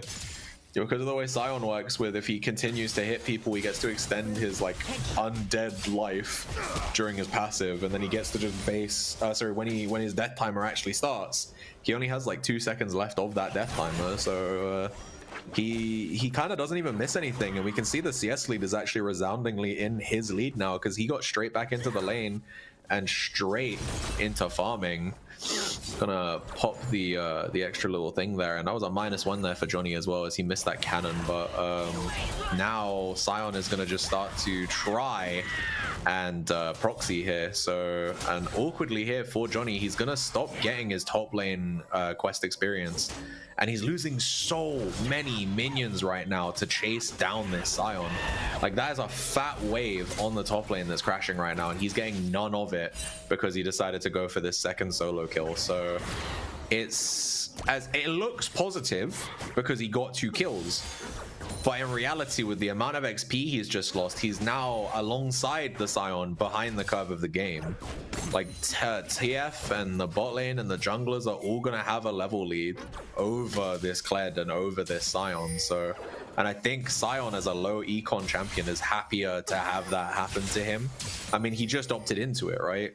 So it's a weird one, and we're gonna have a little 2v2 action go on here over this bot crab, and Stormz is gonna get it, so he's gonna be happy with that. And you see the 2 of the Crimson Frost mid and jungle are gonna start pathing straight over to the top crab, and Blank is gonna follow it. But I don't know about this one, man. Your mid laner has no mana and is trading health bars right now with Zaz, so it's not clean. But Johnny has pinged. Johnny's maybe moving here. The camera doesn't want to move, but Johnny will. And it's gonna maybe be a trade over, but it looks like they just give that second crab. So Stormz is now at least 2 camps up over the Xin Zhao, as Xin Zhao's gonna take a base. He gets 2 long swords, which is not the best base in the world, but you know what? Better than nothing. And we come back to our regularly scheduled top lane shenanigans right now. 27 CS right now for Desa. The thing is here, though, is that the Kled is just tanking the wave, and so this is kind of not the best for him either. He's very nearly got the kill here. I don't know if he's going to be able to secure it. He's going to pop the ward, and we see Xin Zhao's going to come as the remount happens. But Xin Zhao should just go straight back to farming. He's already down, and the tempo lost here on kind of hovering that top lane, it's going to cost him. Definitely going to cost him. You know, the Wukong here, because he got all of the camps that he needed, he's on Heartbound Axe. I believe he actually farmed to 1 extra camp. I think he farmed his Krugs before basing, and so Heartbound Axe is really big for him. Oh, bad trade here for the Nami in the bot lane. She gets caught on a trap and has to burn flash and heal to get herself to safety. I think realistically she should be thinking about basing, because if they have one bad trade like that again, it's going to be a free kill. Destiny, though, going to come out for the first time this game, and now we see big damage trying to come out here onto the Caitlyn, but the huge shielding by Braum is going to make it so that he can't actually get the damage out, and it takes so much more there by Mahmoodi's Mandem to actually secure the kill, courtesy of Chief Blobfish on that Braum there. They do end up getting the kill onto TF, so that is a good thing. But now top lane's looking a little bit iffy. Gonna get the remount surely, and now it should just be another solo kill. 4 kills here onto the Kled. So Kled is very accelerated right now. Even though he is down in CS with the 4 kills, he's still got a 600 gold lead.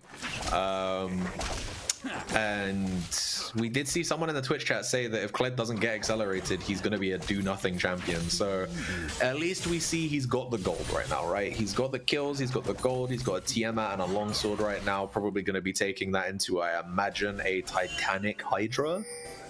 But I'm still not convinced. You know, they have 5 kills to nothing right now. but the game, I mean, firstly, we saw the same thing happen in game 1 with a much bigger gold lead, and they threw it. And right now, those 5 kills are really only mitigating CS differentials in top and jungle. So it's actually not really for a lead per se. And Magnudi's Mandem here are trying their best to contest here on this Drake. Cyclone is going to come out onto 2 members. Corky's going to have to use his W to get out, but the Nami is going to die. And I think if Braum passive triggers here onto the Xin Zhao, Xin Zhao should go down too. Gatling Gun's going to come out, and with the W there, they are going to be able to get the kill here onto Wukong, which should stop the thing, and it's the dragon taking its tracks. But Linker is getting a good chunk of damage there onto the Corki, onto the Xin Zhao. They're gonna have to force them out of lane, so nobody takes the Drake. Nobody gets the Drake, but you know, we got some kills traded either side, right? Caitlyn got a kill, Xin Zhao got a kill. The kill for Xin Zhao is actually equaling him up in gold onto the Wukong, even though he is still down XP. So he still needs to get that level 6. But if they fight for that Drake anytime in the next minute, they can trust that Cyclone will still be down. So that's something. And Xin Zhao should have his ultimate by the time they take that fight. And while top lane here, once again, we're going to see a little bit trading, a little bit of poking, a little bit of, you know, Johnny Kled shenanigans. Goes under the turret here with utmost confidence, but I don't... that is a very dodgy dive. And the shutdown there is going to mean, yes, you got the kill, but the Sion gets to continue to farm the wave, meaning he's going to continue to keep his CS lead. And as the grubs spawn with both top laners dead, Sion does actually come up first. And I don't think either of these guys have TP yet, right? Sion had already used his. They're going to just have to give this, but neither of the Magmudi's Mandem players are actually towards the Drake either. So 2 grubs going over, net win here for Crimson Frost. No meaningful thing is traded for it because they do take the 1 remainder, but you know what? 2 grubs is better than 1. So it's rough here for Magmudi's. They also can't even punish the Caitlyn here. Okay, never mind, they're gonna go for it. We're gonna see Destiny come out, and they're gonna land the bubble on the kind of sideline there, and it's gonna be a free kill here for Ko. So I rescind my statement. They do punish the Caitlyn, which is a good cross map here for them. Although we're taking free turret shots for some reason, and I don't know how I feel about that. Ko is hovering here. They're looking to maybe dive again, but I think that might be a little bit ambitious. And yeah, they're gonna cool it off here. They leave. I'm gonna scoot. Syndra is there, and they do see Ko on this ward, 3 members deep onto the dragon, and we're gonna see Syndra start to move in. Zaz is gonna start making their presence known, but we're not gonna get to see it because apparently top lane is more important. Gold card is gonna land here onto the Syndra. Tidal Wave is gonna come out, but I think Nami is in a very bad place. Gonna see Blank pops his ult to keep the Wukong away, but he's gonna trade his life here for first Drake. And with that kill there onto Caitlyn, that's going to be the difference maker in giving her a gold lead bot side right now. Nami is in no man's land right now, where she can't really, if she walks back to lane, it actually might take her longer than if she just bases. Because of the new home guard changes. So she's basing, gonna spend her gold and run back. But now we got 2v1 action in the bot lane, so Toki is on his own until such a time as BMW M3G8E can get back there. So we'll have to, they don't actually punish it, they're just gonna go for a base, and then we come back to our regularly scheduled Meat Shield Gaming. Johnny here tanking the wave and the damage from Desa 10 just to try and get himself another solo bolo. Someone in the Twitch chat did say it's worth because the Scion is worth gold now, but we'll have to see if that holds true here, because he's sitting on double cloth armor and a giant's belt and a ruby crystal. So you know he's gonna be harder to kill now than before, up against just Tiamat and a tunneler. So and with the Wukong here on the top side, he's gonna go for the crab. I'll be interested to see if he pokes his head into the enemy blue side quadrant as well. He will find a Grom, because we're gonna see flash gold card there by Ko. Majorly over aggressive, and it isn't actually gonna work out for them. But now Wukong is gonna make his presence known here on the top side, gonna E in, try and get Kled off his mount, but he is going to survive with like double-digit HP on the mount. So Nothing there to be gained in the top lane. Going to keep his 600 gold lead and hit a reset here. Still not actually finished the top lane quest, I believe, or has he? I don't know, because it's grayed out. It makes me think it's not, but then because it's the TP logo instead of that weird kind of like lightning bolt that Sion has, but I'm guessing the lightning bolt is because he has TP as a sum. Exhaust gonna come out here as Destiny comes out. TF is trying to make the best of this play here, but they actually cannot finish Linker. They're gonna turn their attention here onto the Braum, and they should still get him. Rocket gonna get it, and Toki gets his first kill of the game. But look who is wrapping around. Ping's gonna come out as they see the Xin Zhao here, but Xin Zhao's a little late on the play, and with Wukong being around as well, I think there's nothing to be gained. They're gonna push into that red side quadrant jungle. TF is gonna base and try and make his way back to his lane, while Corki gets one plate, and they're gonna hit a reset as well. The gold remains fairly equal right now in the bot lane. Only real advantages right now is TF with a 1.1k gold lead in the mid lane, and the 600 gold, which is all kills for Kled right now. Which is crazy when you think about it. Sion is 1-5 right now, but somehow he is out CSing and is like, you know, what, each kill is worth 300 gold minimum, right? So that's what, 1.36, 12, 1500 gold just in kills, but somehow with 6 CS difference and 1 turret plate, it is only 500 in the lead for the Kled. He's somehow found 1,000 gold out of his ass. And that is why Sion is meta, boys. It's just such a fucking weird champion. And we're going to see Kled go for the charge here. He's going to have to dismount. And I think that, again, this is a super aggressive.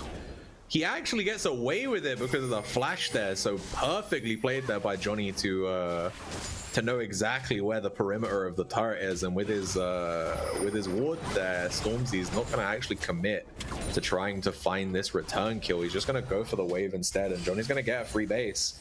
And he now does have the TP. He's not going to burn it because there's no need to burn it right now. Going to probably want to hold it for the next Drake up in 45 seconds. But especially with Wukong showing topside as well, you could imagine that Xin Zhao and the rest of the McMoody's Mandem are going to probably be looking to start that Drake on spawn. But Xin right now is kind of more worried about getting his camps, to be honest. He is about 30 CS down, still needs to clear 3 more camps to actually finish his jungle quest. Meanwhile, the Wukong is very much happy on his 111 CS. He's got his Triforce, so he's fully online right now. He has Cyclone up and waiting to go, so he's very, very, very ready for the next exchange. But with the Drake up in 5, we see, I think, 3 members here for Crimson Frost kind of getting control of the Drake pit. They're going to clear the crab, which they get completely for free. Xin Zhao here is going to come and clear some wards. Destiny is going to come out, and they're going to land it onto the Wukong. Gromor is going to come out. The Xin Zhao, oh, and he does eat exhaust here, but it's the wrong guy to exhaust. He's not the big damage on the team. Corki is. Corki takes tons of damage there, though, and that's super unfortunate. Zaz is able to play with vision there and almost keeps himself alive. He just about, it was like a second of extra time there for him. Where he couldn't get gold carded, but unfortunately he was in between 4 members of Matt Moody's, and his team was on the wrong side of the wall. They just couldn't help. But even as a 3v4, with how much the health bars are depleted right now, the Crimson Frost lineup really want to take the fight. We see Xin Zhao is going to pick up 2, but then Wukong is going to throw himself in and immediately get Nami, but Corki's going to get the return kill, and now they should just be a free Drake here for McMoody's, and they have finally actually carved a gold lead. This game has felt very weird in the sense that, like, they've been making proactive plays and the kill count has said they're ahead, but the gold count hasn't. And with that team fight, they finally have a sizable gold lead. 4k right now, 1k in the top, 1.5 in the mid. The TF has been running rings around this Syndra right now. But it does have to be said that Syndra isn't really a roaming champion. She's, you know, TF's job is to go around the map and find what he can. But Zaz on this Syndra is more about trying to just farm, which he has done. He's got 10 CS up on the TF. At trying to get his, can we check how many stacks he has on his passive? Because I believe he needs 120 to get the execute. Syndra passive. Oh, I think we can see it. 71. Ignore me.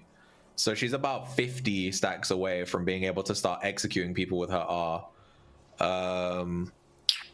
And yeah, we've got a little pause action going on here. It looks like Stormzy and Dasa 10 are having connectivity issues. It's so they do have doesn't have a backbone. Oh, is that what that is? Yeah, fair enough, bro. I don't know what that means, but I see that Eunice said it in the chat, but I don't know what him not having it. It's a song. It's a song. It's a song by Chasing Status with Stormzy called Backbone. And the line is, "You ain't got no backbone." Right. Yeah. Okay. Fair enough. Today I learned. Okay, yeah, here we go. We're gonna get a little replay action. Yeah, TF makes the play start here with the Destiny, go straight in, and you see, we're gonna see like a lot of damage here comes out when Braum's shielding drops, and then I believe Xinjiao is able to just pick up two kills with his W there in the bot side here. So they catch Zaz, who's just like on his own, and then. Yeah, I think it might be here actually. So yeah, they go in, they get tons of damage onto them, and then Xinjiao I think layers up the W here. Yeah, boom, quick double for the Xinjiao. Rest in peace, Xinjiao, guys. If you know, you know the law. Xinjiao got cooked, so we could get Aatrox 2.0. I can't believe they didn't, kill off his character, make him unavailable for in game. Yeah, like they did for Gangplank. Oh, like they did with the Gangplank thing, bro. That was sick. Yeah. Can you get rid of the icon? Because there we go. I was waiting for the boss. Ugh, but yeah, no, I agree. I think it would have been really cool, but I guess like now that the game is, I mean, is the game so much bigger now than it was when they killed Gangplank for like a patch? I don't even think it is. I think actually it's probably arguably smaller, like in terms of regular, like consistent player base. But like, yeah, I remember with the Gangplank one, people were so whiny about it. Because if you were a Gangplank main, then you just lost your main for like an entire patch. And honestly, I'd have been fine with it, but obviously I'm not a Xin one trick or anything, so it's not me that you have to worry about. I play Xin Zhao, but like, oh, okay, speaking of playing Xin Zhao, there's gonna be a tidal wave rolling up with the with the Xin, and they're gonna be able to dive here under that tier 1 turret, and it looks like I think they're getting at least 1, maybe 2 kills here. No, never mind. Braum is gonna be able to keep the team safe here. Multiple flashes were burnt though, so we got the Caitlyn flash, the Braum flash, and the Syndra flash. Meanwhile, there's another dive top. And that is the 7th kill here for Johnny, who is having a field day. And do you know what I want to say, yeah? Hear me out, right? If this goes to a game 3, do we see the same caliber of shit happen top? Because the champion pool for Dasa is being punished, right? Like they removed the Warwick, they removed the Set, they removed... Who was the 3rd guy, bro? Hold the phone. Let me get the draft up. The 3rd pick was also, it was another Malphite. There we go. Yeah, so they're removing all of these like very safe top laners to try and make it hard for Dasa to survive. And then he had the Gnar, which is again a safe pick, and it didn't go well for him. And now he's had the Scion, which is also not going well for him right now. He's even now finally actually at a CS deficit as well. So the extended death timers here are starting to actually cost him, because at least in the early game he was able to actually maintain a CS and XP advantage even though he was dying. It's kind of the Baus good death kind of theology, but they are no longer good deaths, and he is just dying on rotation on the turret. And if we get to a game 3, who's the next safest champion he can take if they continue to take away these top laners, right? Like, I think they banned 5 tops in that game, right? They got, oh no, it was 4 tops and like a mid laner or something, because they removed the Volibear as well, if I remember correctly.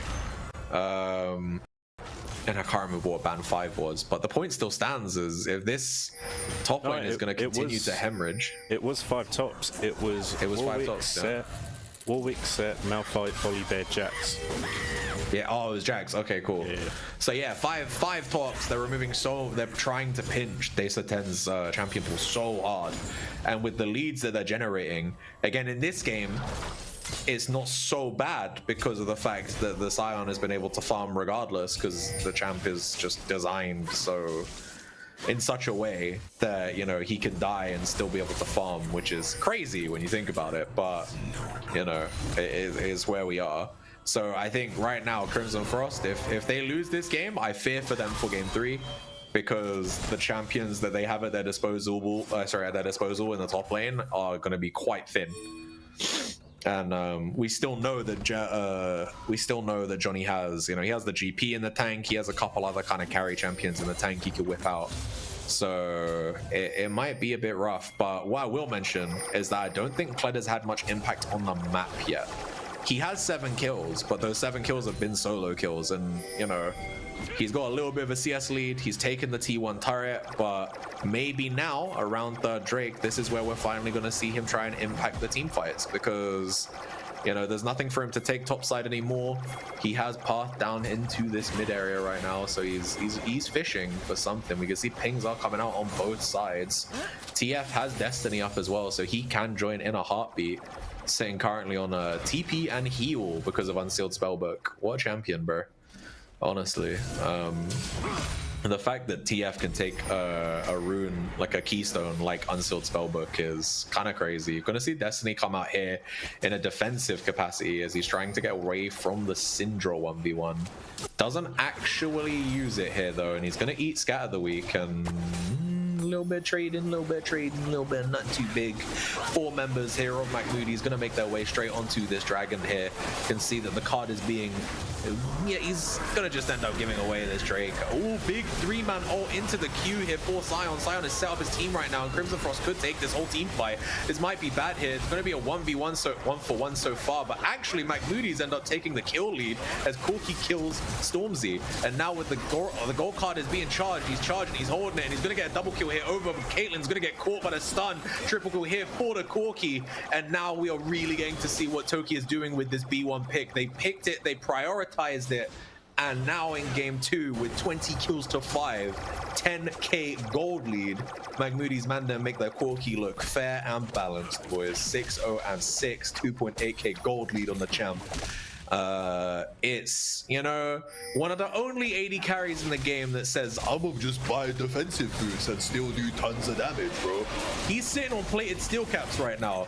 I remember a time when you had to build sock shoes on Corki, bro, for him to feel like he dealt damage, but because his passive is true damage now, it doesn't even matter.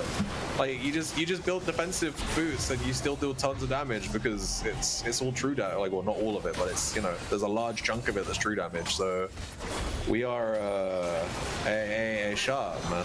How am I getting flamed? That's not even the thing you should call me Unk about, to be honest. We were talking about when Gangplank got deleted from the game for a week because they killed him in lore, or it was like a patch or something. That's an Unk memory there. That when that happened, you were like 13, bro. So don't talk to me.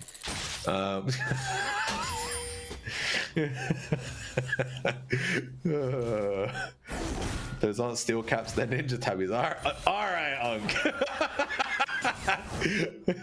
I'm not gonna lie to you, Eunice. I in my personal time, I still call them ninja tabbies, but on broadcast, I don't want to get called an Unk. So I've learned how to call them steel caps. It took a minute.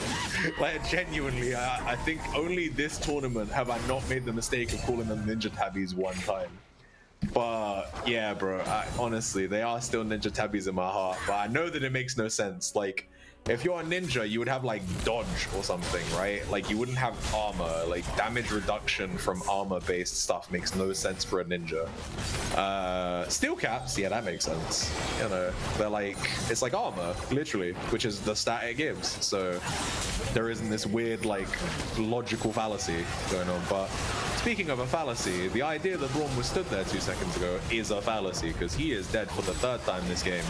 And it's just gonna be a crash down here as we see Tidal Wave is gonna come out. Johnny's gonna get a solo kill here on the top side, and they're gonna be able to crack into this tier 3 mid, probably get the inhibitor as well. Could they arguably push for game? Zaz is alone right now, so if they move as a 5-man unit, I think they might. They don't have minions though. Brawl will be up in 5. I think it might be a little bit greedy, but they're gonna try for it. Destiny's gonna come out and they're gonna just ace, and that's gonna just be a game. I think it surely must be, right? TF is gonna get killed by the turret because there were no minions to actually block it, but no one is up for another. Well, Linker is gonna be here in a second, but there are too many members and too many minions. I don't think they can actually stop anything. Brawl mode comes out, but Toki goes legendary. The guy just came off his fountain and died in 2 seconds. That is so demoralizing. And we got a series, Aaron. We got a 3-game banger. The boys bring it back. Like Moody's Mandem. I'm not gonna tell anyone that I'm currently, you know, I shouldn't be allowed to bet because apparently I'm writing the script and every person I bet for wins. So I bet for Crimson Frost and they won, and then I bet for McMoody's and McMoody's won. And yeah, I'm not gonna bet for the next one. The coins that I'm collecting from this bet are gonna stay with me until the next stream, because like I don't want to be seen as a match fixer or some shit, you know. I don't know how it could be me match fixing a game I'm not in, but I don't want to be accused of that shit, you know what I'm saying? So my coins are staying with me. But yeah, look at that, the tail of the tape for this game. 3 Drakes to none. Void Grubs did go over to Crimson Frost when it, you know, at that point in the game felt so much more equal. But yeah, it was a really hard game here for Crimson Frost to really get some kind of like purchase, right? The damage difference between TF and the Syndra is negligible, but the impact is massive in difference. TF, every time Destiny was up, he was on the map, he was finding something. I think he only used Destiny once that was like maybe not the best, which is where he used it for vision on that second Drake they secured. But like every other time it was always, all right, we have a man advantage bot, let's go kill someone, let's go farm this Caitlyn, let's go farm this Syndra, let's go farm this Braum.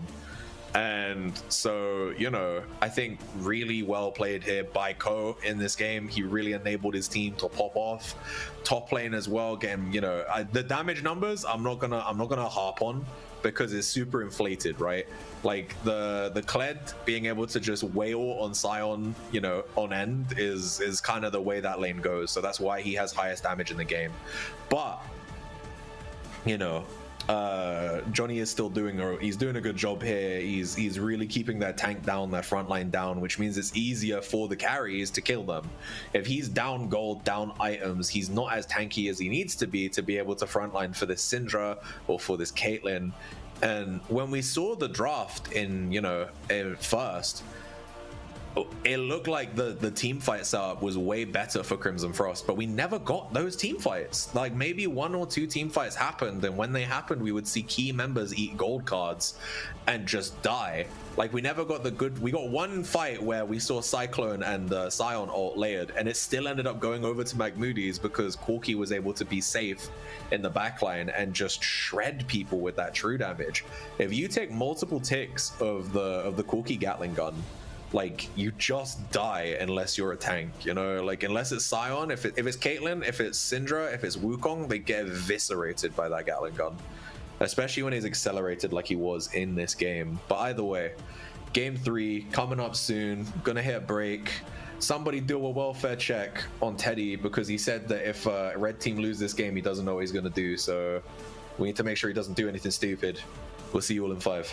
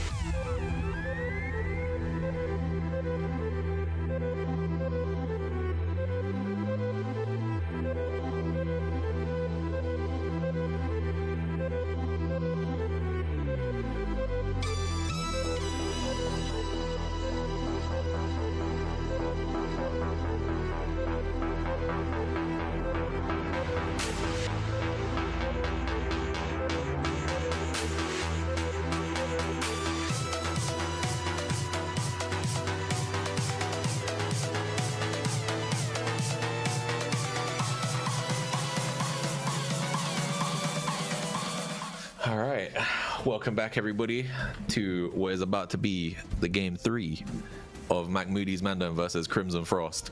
If Mahmoudi's Mandem can bring the reverse sweep here, if they can get this second victory, they will lock second place in Group C. We don't actually have a graphic for it yet, but I can run you through right now what the playoffs is looking like while we wait for us to get into the draft here for game 3. But as it currently stands, there are, I believe, how many we got? 2, 4, 5, 6. There are 6 teams that are locked for playoffs. Actually, no, I don't even know if that matters. So the teams that are definitely locked for playoffs, we have the first seed of Group D is Gromp Support Group. They are already in the top 8. They're all on the round of 8. So they're going to be 10 teams that are going to make it to the playoffs. And if you place in the first place of your group, you will make it immediately into top 8. The 4 teams that come in as second seed, they will play a preliminary round in playoffs. So the top 10, essentially. And the winners of those will seed into quarterfinals or top 8, okay? So currently, as it stands, Gromp Support Group are locked in as first for Group D. Aberdeen Clearing are locked in first for Group E. And then there are a couple teams where it's like, we know that both teams that might fill this slot, but like it's not a lock yet. So for Group B, first or second seed will be either Fruit Maxers or Dillamond Esports. Whoever wins their series tomorrow, speaking of which, by the way, tune in, guys. Don't forget to come watch that one. It's going to be at, I believe, 4:15. So definitely one to watch. Whoever wins that one will take first seed of Group B, and then the other will take second seed of Group B. The first seed of Group C and second seed will be either Cutter's Piggies, who are currently 2-1, or 2-0, or Dangerous Game, who are also currently 2-0. So they will play also on Saturday. So we will know who is first and second seed for Group B and Group C by end of tomorrow. Big fun. And then this will potentially decide if McMoody's will become the second seed of Group D, or it could be Crimson Frost. If Crimson Frost can bring it back, if they can switch the momentum up here, bring that Game 1 form back, and they can take the Game 3, then they will tie McMoody's in wins. And then if they can beat Mobile Warfare later on within the next week, then they will take second seed uncontested.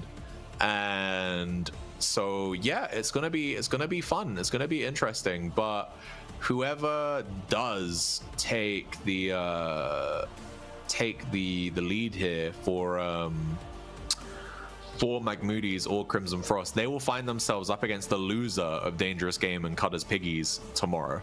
So whoever loses that series will face potentially the winner of this series in the first week of playoffs, which will be in about 2 weeks. It should be the week starting February 15th. So we do have the tiebreaker week, which is going to be the 9th through the 15th. That's where all of our tiebreaker shenanigans will be resolved. So it's going to be a super hype week of streams, because it's going to be a bunch of high intensity games. But yeah, that's how playoffs are currently looking. It's going to be a fun one. There might also be a special stream in the tiebreaker week. We shall see. Yes, yeah. Wait, can the people hear you, or is that you just? Yeah, they can hear me. Yeah. Okay, cool. So yeah, there is also hopefully going to be a new type of stream where we're going to try our best to get all of the games that didn't get streamed in some kind of way. We're going to try and show them so that you can, so that we can get a little bit of love shown to all of the games that, there's always going to be some casualties when we grow as big as we have, right? For the long-standing viewers, they'll remember last tournament we were streaming every other day, trying to get 23 teams worth of games out on the stream all the time. And Aaron's got a full-time job, Eunice has got a full-time job, Eunice has got a kid, bro. I got a full-time job. It's hard to do that, and we doubled the team size nearly. We went from 23 teams to 39. So, it's been a godsend that we've had so many people enthusiastic to stream on third-party platforms. We've had people like Tuba, we've had people like Ozzy has been streaming a lot of the Weenie Hut games, Ivan has been streaming a lot of the Weenie Hut games, Good Chi, they streamed their 2-0 series against the Cook Kitchen this literally maybe about an hour ago. So it's a massive shout out to all of those guys who are doing that, and for the kind of community we're building here where everybody's raiding each other, we're all growing our own kind of viewer bases. It's been a really good and synergistic situation, so it's working out really well for us, and for everybody involved, I think, right? So that's working out. But for the games that slip through the cracks, the games where maybe one of the players on either side, they're not a streamer, they don't know how to run OBS, they don't want to do POV streams, we're gonna try a little special something for them at the end of the group stage. So there's going to be a new style of stream for us. There's going to be a lot of prep involved, so that's why it's still kind of nebulous right now. We're not committed yet, but we'll see what happens, and when we know we're gonna do it, we'll let you guys know for sure. How's draft going? Are we in game 3? No, we are not in draft yet. I believe McMoody's Madams are having a issue right now, so they're just trying to resolve that. We've got some technical difficulties, guys. Difficulties. With that, you can announce a new feature. Yes, it is the perfect time. We have probably 3 minutes for me to talk about this thing. So, we have decided, because we want to outsource all of the work that we have to do. We've outsourced some of it to the third-party streamers, but now we want to outsource some of it to the viewers. We are going to start doing weekly giveaways. So it might not start this week. It will probably be next Friday will be the deadline. I'm going to say we'll take clips from today. So if you see something in this series that you're like, oh, that was sick, we should really clip it, that will count.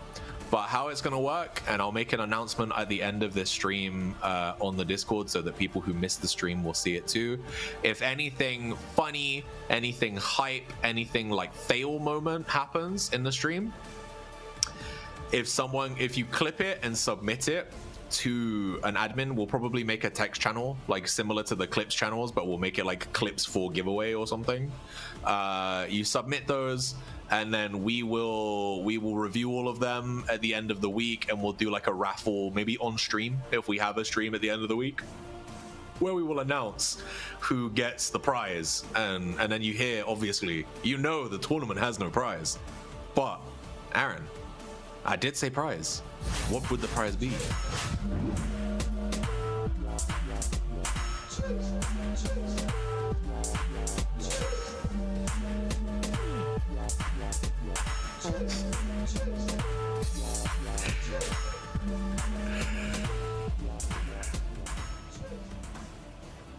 That is right. We will be giving away a 1350 RP skin of a player's choosing. So awkwardly, there is no way for us to gift 1350 RP, but there are a ton of 1350 RP skins. So essentially, whoever wins every week, whoever gave us we might make it random, or we may make it like a admin choice where we say, oh, this was the most hype clip or the funniest clip. And if we do that, then it will be it will be a skin to that person, whoever they want. Whatever 1350 skin is in the game, they will get courtesy of the MiniLCS admin team. So yeah, sweet. If anything interesting happens in this game or in any of the other series coming out, I also want to point out that these are not prohibited to just our first party stream. We will also accept clips from third party streams as long as it is an official MiniLCS game from an official MiniLCS series, and it has all of the relevant kind of overlays and stuff that we've been providing. So it can't be a POV stream, it has to be like a spectator stream. Then we will happily accept those. Okay. And yeah, like I said, we'll put a text-based announcement for it out on the Discord at the end of this stream when I have time to type. But that's the new thing. That's the new thing we're gonna trial. See if we can get you guys to farm some clips for us, because every tournament we start, we want to make a trailer for it, and I'm like, well, let me go check the clip list. And there's never any clips, bro. There's only ever clips of random guys talking shit in the interviews. There's never actually plays. So that's what we're looking for now. And if you want to be in with a chance to win a 1350 RP skin, it's time to get your clipping fingers ready. We need to get those scissors out, boys. But anyway, how are we faring on the draft? Are we still having technical issues? So actually, technical it's not difficulties. Well, I don't know if this is 100% true, but apparently it's not technical issues. Co is taking a dump. Oh, okay. That is interesting. The fucking the game 2, the stress was getting to him. He had to drop one, bro. I'm actually so dead. That's too funny. Oh my god. Oh, and the fact his team baited him out as well is too funny as well. They weren't just like, oh no, he's got a personal issue right now. It's like, nah, bro, he's dropping a fat one. And yeah, love that. All right. Anyway, how is everybody in the chat doing right now, guys? It's time for me to find things to talk about while we wait for these guys to sort their shit out. Literally. How we doing? I see Jack Alex in the chat says, OMG, not again. What do you mean not again, bro? Every time. We always, that's the prize. That's always the prize we do. 1350 RP skin. Never done anything more, never done anything less. Look, it's the best, he's gonna hate me for this, it's the best video that Eunice has ever made on this channel. Alright? For this tournament, so we just have to show it. I would disagree. I would disagree that it's his best. I think his best one is probably the one we shot for summer, like his one for summer. Yeah, I think that's my favorite one. I hate the one with me, but that's just a little bit of self-hatred in there. I don't know. I think it's mad cringe, but like people like it, so that's the best thing, right? You know, that's what we aim for. Is as long as the other people like it. I think your one's funny as fuck as well. Yeah, no, we didn't have time this year to create some for this, but next tournament, you know. Aaron and Eunice went 2-3 weeks Dagestan and forget over Christmas. We didn't have a chance to to shoot anything. But it is what it is. Yeah, summer we will be bringing back the force for that stuff 100%. We always wanna up the quality as opposed to stay neutral, and especially with how big things have gotten now. You know, I mean, I guess now is a good time as well to maybe shout out the fact that if anybody watching did want to join the moderation team, where we are expanding the admin team. Or I think more accurately we should say we're getting moderators is the better way to put it, because I wouldn't say they're on. You know, I think myself, Eunice, Aaron will be like, I suppose for a better word, like server owners, I guess, like, you know. But we do need people out here who can help referee the games, who can help with rules questions, can help with moderating the chat as well, you know, dealing with problematic people when they do things that are cause issue for us. So, you know, these are the kind of things that we need for the mods in the mod team when we sort that out. Applications are open right now and they will be closing on Saturday. We'll be reviewing them and announcing the new mods by the end of Sunday. So yeah, but here we are. It looks like, this is definitely accurate sides. Crimson Frost have opted to stay red here, so they have gone for the counter pick here for sure. I don't know if they're gonna bother giving the counter pick to top lane here. If I was on Crimson Frost, I'd be saying we're picking top lane in the first 3 picks, because if we don't, we're gonna lose more top lane options. Like, they could just beat, you know, R1 the volley right now, and they could put a jungle or top if they want to, depending on matchup. But like, you know, at least you get Desa something, because if you don't pick a top laner in R1, R2, R3, he is going to continue to get banned in the second stage. But otherwise, the bans have stayed the exact same from game 1 to game 2. We've seen Warwick Malphite set here for Magmoody's Mandem. Crimson Frost take away the Echo, the Diana, and then again choose to keep the Mundo out as well. And yeah, there we go, as quickly as you can. They're going to lock up that Jax there in the R2 to make sure that they actually get a champion that Desa 10 plays and that he's comfortable on. They can still flex this into jungle. Jax is very much a jungler as well as a top laner, so it's not the worst, because if they find an advantageous matchup here, if Magmoody's end up drafting their top laner now, being like, oh, that Jax is defo top, they could switch it out. But I like it. I like the adaptation. I think it's very smart here by them to get Desa 10 something early that he definitely can play. It was gonna be on the chopping block if they didn't pick it already, so, you know, it works out here. I want to look here at the prioritization of the B1 Lee Sin for Magmoody's. That is a about blank pick there that I'm not super convinced by, considering Viego is still on the table. Like, Lee Sin is not a champion that we've seen a lot of this season. I don't think. I can't say I have seen a single Lee Sin in my games, but maybe I'm too low MMR for this champ or something. I don't know.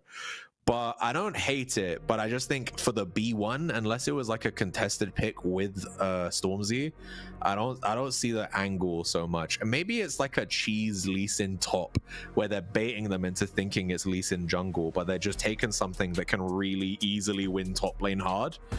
And I could see that angle for sure. Stage 2 bans are going to keep coming out, aiming at top on both sides here. We see the Gwen and the GP taken out by Crimson Frost. Meanwhile, the Volibear has been taken away for Magmoody's. Gonna be sitting here, a moment of contemplation for them to decide on if they're going to take away another top laner, or if they think this Jax is definitely going top and they're going to start pinching maybe the mid, maybe the jungle pool. They do decide to take away the Azir here from Zaz. And you know what? Considering considering the performance he had on a hyper carry like an Aurelion Soul, I think taking the Emperor of Shurima away from him is a wise choice, because that champion is very much a champion you can just carry the fucking game on if you're given the opportunity. But I just noticed I've yapped so much about top and a little bit about Lee Sin that I haven't spoken about the rest of the picks. So let's go through these real quick. Oh, it was a Jax jungle. They have taken the Shen top here on the R4 pick. I don't know how that changes things though. I'm not gonna lie to you. It still has counter pick here for Johnny because they decide to take the R4. They're giving the counter pick here for Zaz, which I think is a wise choice. I think in game one, even though Zaz was behind, he was able to hard carry in team fights, and he's definitely the person that they're looking to probably carry the team fights. Johnny's gonna take the Poppy here, which I actually really like. So hear me out. It's tanky, but like it doesn't lose lane to the Shen, but the main thing it does is remove so much utility from Shen. So now there are going to be so many times in a side lane where he could have joined, he could make the difference, and now he can't because Poppy has easy access to multiple ways of stopping him from doing it. And also she's deceptively high damage. And it's also a Johnny special. Like, he has already played Poppy twice in the tournament, I believe, and I believe it's 1-1 right now, but like he hasn't lost lane on it once. It's very good. It's also good against the Jax and the Rel and the Kai'Sa. Steadfast Presence is one of the best abilities to stop these champions with dashes. Counter Strike is a lot less threatening if he can't just jump on you with Q.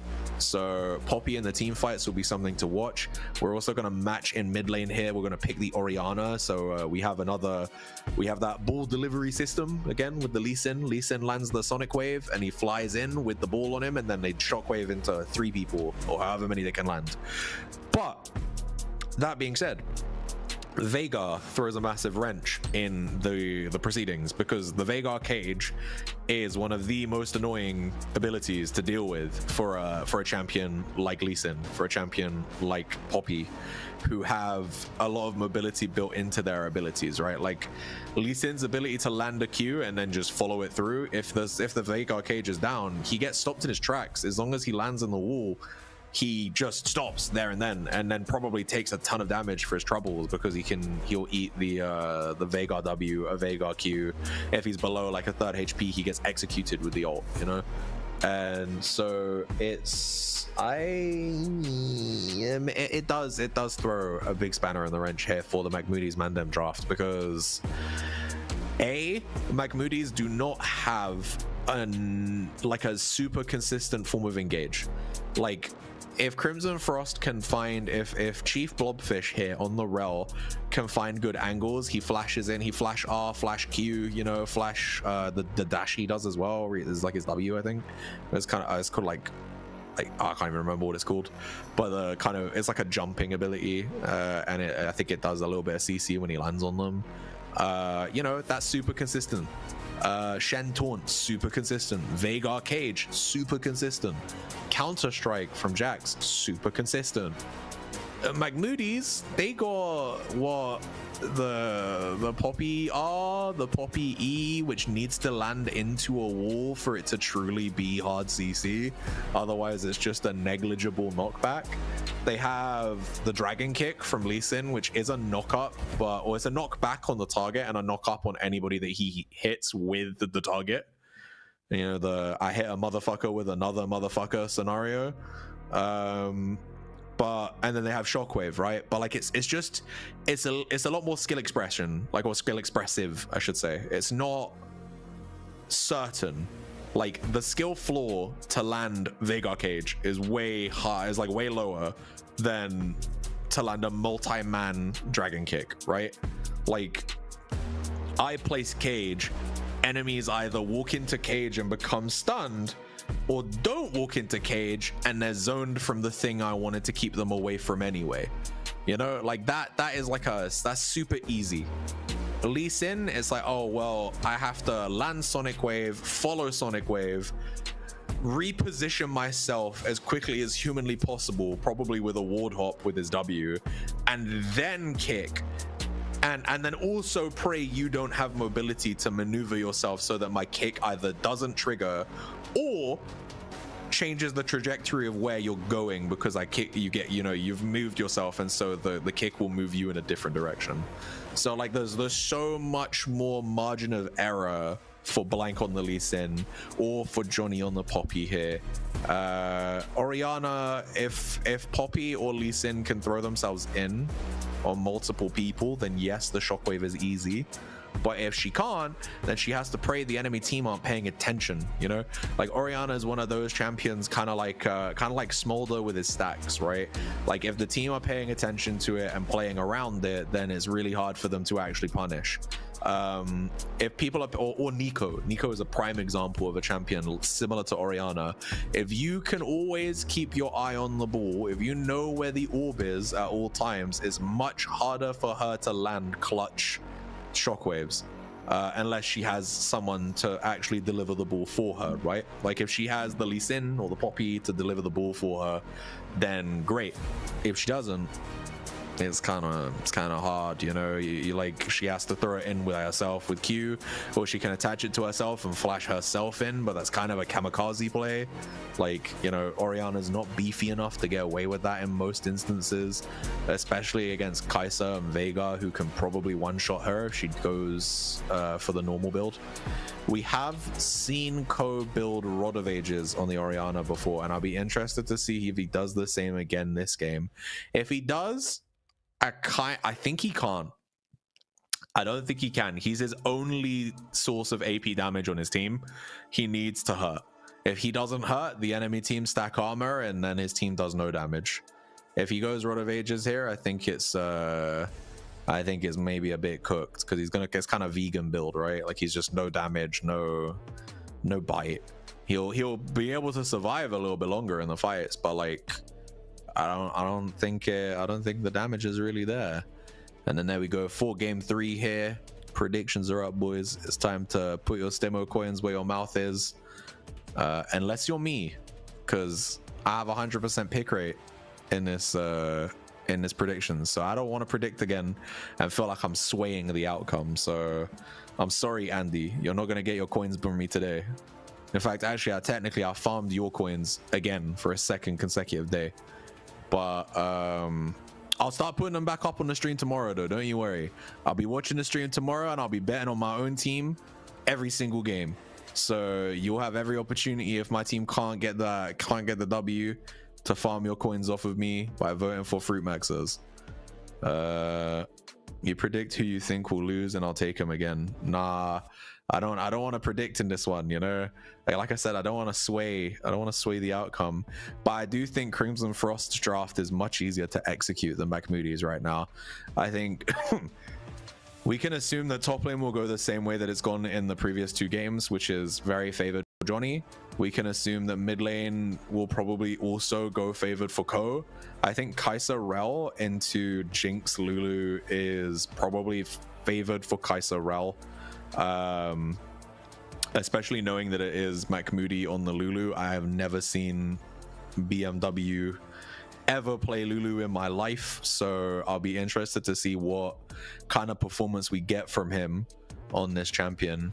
I think Jinx could be the decider in this game. If she gets the thing is, with the Poppy and with the Lulu, she does have some protection, right? Like when we get to the 5v5s, it's going to be hard for Jax and hard for Shen and hard for Rel to get onto her if Poppy has W.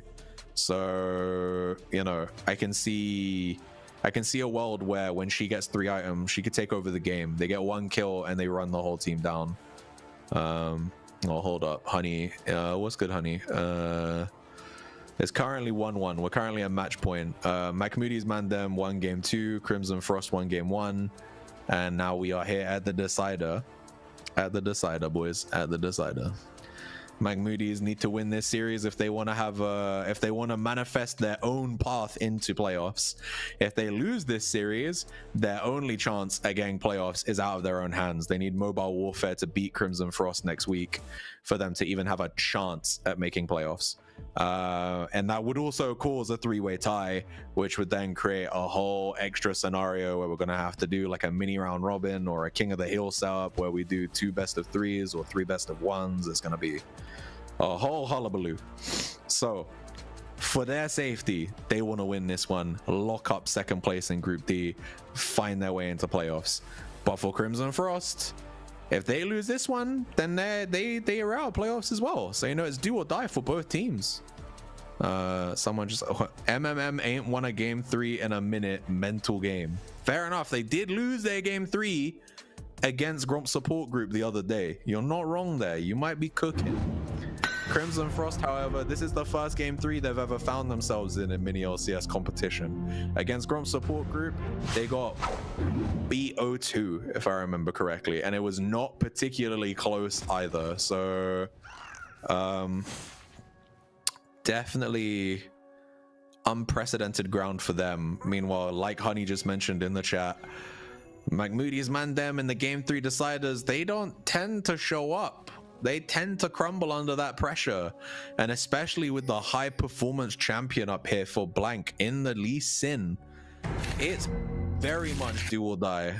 And I don't know, hold up, yo, what are these cinematics? Who's sponsoring this?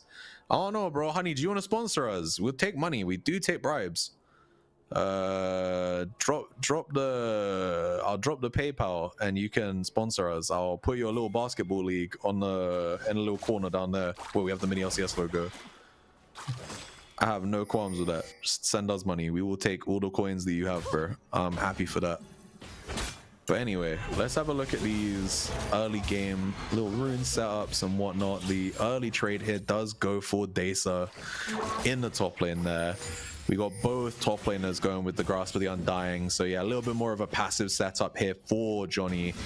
I'm not gonna lie, I could have seen a world where he went Halo Blades because he's been bullying the shit out of Desa in the first 2 games. So maybe he could have gone that and gone like Eclipse and like, you know, tried to like hard win lane on the Poppy or something. But no, I think he knows his job in this game is to protect the Jinx and let Toki carry the game if they can get to that point, right? I mean, we definitely saw on the Corki there in game 2 that Toki can do it. He can get the job done, but they're gonna have to get the kind of, you know, get their orders in affair, or get their affairs in order even. Holy shit, words are hard, bro. Let's have a quick look at how pathing is though. Look at what Lee Sin did. Lee Sin cleared his bot side quadrant, based, bought a longsword, and is now going back to farming. So this is, because of the home guards, it's actually kind of okay. He might be a little bit late on the crab, but like honestly, he's not even far behind the Jacks. They're actually pretty much matching each other right now. We see pings come out, so they definitely know where Lee Sin is right now. But it's actually really smart, because as he gets onto the crab and probably attempts a first gank top as Desa has pushed up, he's going to have 10 extra AD at his disposal, which, you know, with her champion like Lee Sin, where all of his damage is physical, all of his ratios, I believe, for damaging are physical, that's going to make a big difference. He also clears faster because of the fact every auto attack's dealing an extra 10 damage. So, you know, he actually gets off his camps faster than the Jax does here. Jax is still clearing Gromp. Meanwhile, Lee Sin is already on Crab. So that's the power here of that longsword and that cheeky little buy there. And I actually really like that adaptation here by Blank. He's now looking to path maybe mid here for a gank. We can see Stormzy is kind of floating around the area, but there's nothing really for him to get. He's gonna just go for the crab and call it a day. See, Lee Sin is looking to see if any camps have spawned, but this delay by him means that his chickens are actually just free reign here for the Jacks. So a positive play for the Lee Sin ends up actually costing him here, as he's unaware when the camps are gonna spawn here. But hold up, you don't want to see this game go past 30 minutes. It'll get techie. It could though, I'm not gonna lie. With the Veigar infinite scaling, Kai'Sa deals tons of damage. We saw a game, Dagestonian Death Squad against Vicky Mendoza, I believe, where the team were down like 8k gold, but Kai'Sa got to 4 items, and the team that was down 8k gold won, because Kai'Sa with items is a force to be reckoned with. And That's you smart know, too. you're not wrong there. Linker on this Kai'Sa, we saw him perform on the Yanara in game 1. Game 2, he never really got to get going with the Caitlyn. So I think with all the tools they have to start fights in this team right now, with the Rel, with the Jax, with the Shen, with the Veigar Cage, with all of those tools, you know, Kai'Sa does have a good setup here, and Poppy's gonna get jumped on with the setup, but the flash is gonna come out here. It's gonna be first blood. Jax is gonna get first blood, and I think that's the first time we have seen top lane get killed here in the early game for Crimson Frost. So Crimson Frost happy to take that. Very much a stark difference from games 1 and 2, and yeah, that's looks like it might be a trade here though. They see the Jax has to base, and so they're like, all right, we're going to commit several members here to the Drake. We're going to make it a trade. We get first Drake. If we can stack these, then, you know, that's not too bad, right? Poppy being a little bit behind is not the end of the world. We take that. So Infernal Drake secured here for Magnudes. They're going to take that. CS lead as well. In the mid lane there is a little bit of one, but everywhere else is pretty equal. No bases have come out yet for either AD carries, so you can imagine they're probably going to want to shove their waves in and then get a base off here. They're probably both sitting on about 1500 gold, so enough for their major components, be that like Noon Quiver or a BF sword. And yeah, otherwise we're pretty chilling right now. There's a 1 camp lead right now for the Jax because he stole those chickens. We have 90 seconds roughly until the Void Grubs are gonna come up, and otherwise things are pretty chill. The only gold lead right now is in jungle, and it is that 1 kill that Jax got onto the Poppy. Everywhere else is negligible. It's like 100 to 200 gold tops. So might see the Jax path topside again here, because the wave has actually failed to crash in the top side right now. Poppy is in a very vulnerable position, and yeah, it looks like they're intending to punish here. Ultimate's going to come out here onto the Shen, but now as Jax is revealed, there is still a flash on the Poppy. Poppy might be able to outplay this. It's a very, very big might, but we're going to see. Yeah, he's going to get out of the counter-strike. He's going to maybe be able to... Oh, Shen came in, but that's a bad play by Shen. Shen threw it right there, right into the turret range, and he's just gonna get popped. And now hopefully okay, about blank gets the dragon kick with the sonic wave and is actually gonna pick up 2 kills. And as quickly as top lane looked promising here for Crimson Frost, they actually just throw it. And yeah, they committed so hard there to trying to kill Johnny, and a really well played bait there by him. Gonna be able to make it so that him and blank get the advantage here now. You know, the gold lead for them, 700 here now, mainly here because of a mixture of that play, but also a CS lead for Orianna. Ko is about 20 CS up right now, actually more like 15, but yeah. And goddamn, very well, yo honey, you say we'll see that on YouTube tonight. We are currently streaming on YouTube if anybody is interested. We simulcast YouTube and Twitch, and I believe, are we still doing Kick, Aaron? We are still also streaming on Kick. Speaking of kicks, we just saw the kick shockwave there onto Desa 10, and that is going to be a 2nd kill over to blank. They do have 1 grub currently is on Crimson Frost, but they're going to have to give up the other 2 here, 2 Macmoodies. So unlucky for Crimson Frost. They started off the objective, but the movement there, and Ko he's just always first on the move in this mid lane right now. Other than when they were on the Aurelion Soul, like the movement, or sorry, the ability to shove the wave and just get there first on the play has always seemingly been for Ko. And yeah, I mean, hey, it's still early days. Well, I don't know if we need to say they need to lock in yet. Like, you know, they have the scaling comp here. You know, the Veigar is happy to go kind of neutral in lane, and once he has items, he will be able to one-shot this Orianna. And the Jinx. Jinx is currently equal as well. Kai'Sa and Jinx are happy to go equal right now. Once they both hit their first item power spikes, it might be a little bit of a different story. Top lane here though, very murky trading right now. I think this is currently favored for the Shen. Happy to see him not pull the trigger there though, because I had a feeling he was gonna taunt in, and I was like, I don't think you get the kill there, bro. He's on a tunneler. Meanwhile, we've got the Caulfield's Warhammer tier and Null Magic Mantle for the Poppy. So Poppy does have item advantage right now. Taunt does actually land, but with the shielding added, this is actually a net positive for Johnny on the Poppy. He's gonna pop ult and he's gonna just straight up solo kill Shen. And now the pattern is beginning to come back from game 1 and game 2. The top lane is really struggling. And Jax here is hovering bot, but they're gonna see him on the ward. They have that tri-brush covered, and it's looking kind of rough. Yo, wait, why does Waterboy want Crimson Frost to win so hard? What happened, bro? Did you just bet on them or something, or what? Like, I'm confused. You didn't have fun in your best of 3 against McMoody's last was it earlier in the week? No? Damn, bro, that's crazy. Unlucky. But either way, 4-1 is the kill count right now with a little under 2k gold lead for McMoody's right now, looking to maybe catch out this Jax. He's going to counter-strike as soon as the Sonic Wave lands. Veigar is here with the cage, and now we're in a really split fight. Lee Sin was all alone, and he couldn't do anything. Poppy's going to TP in, going to lock down the Rel. Rel's going to go down here, and now we're in a 4v4.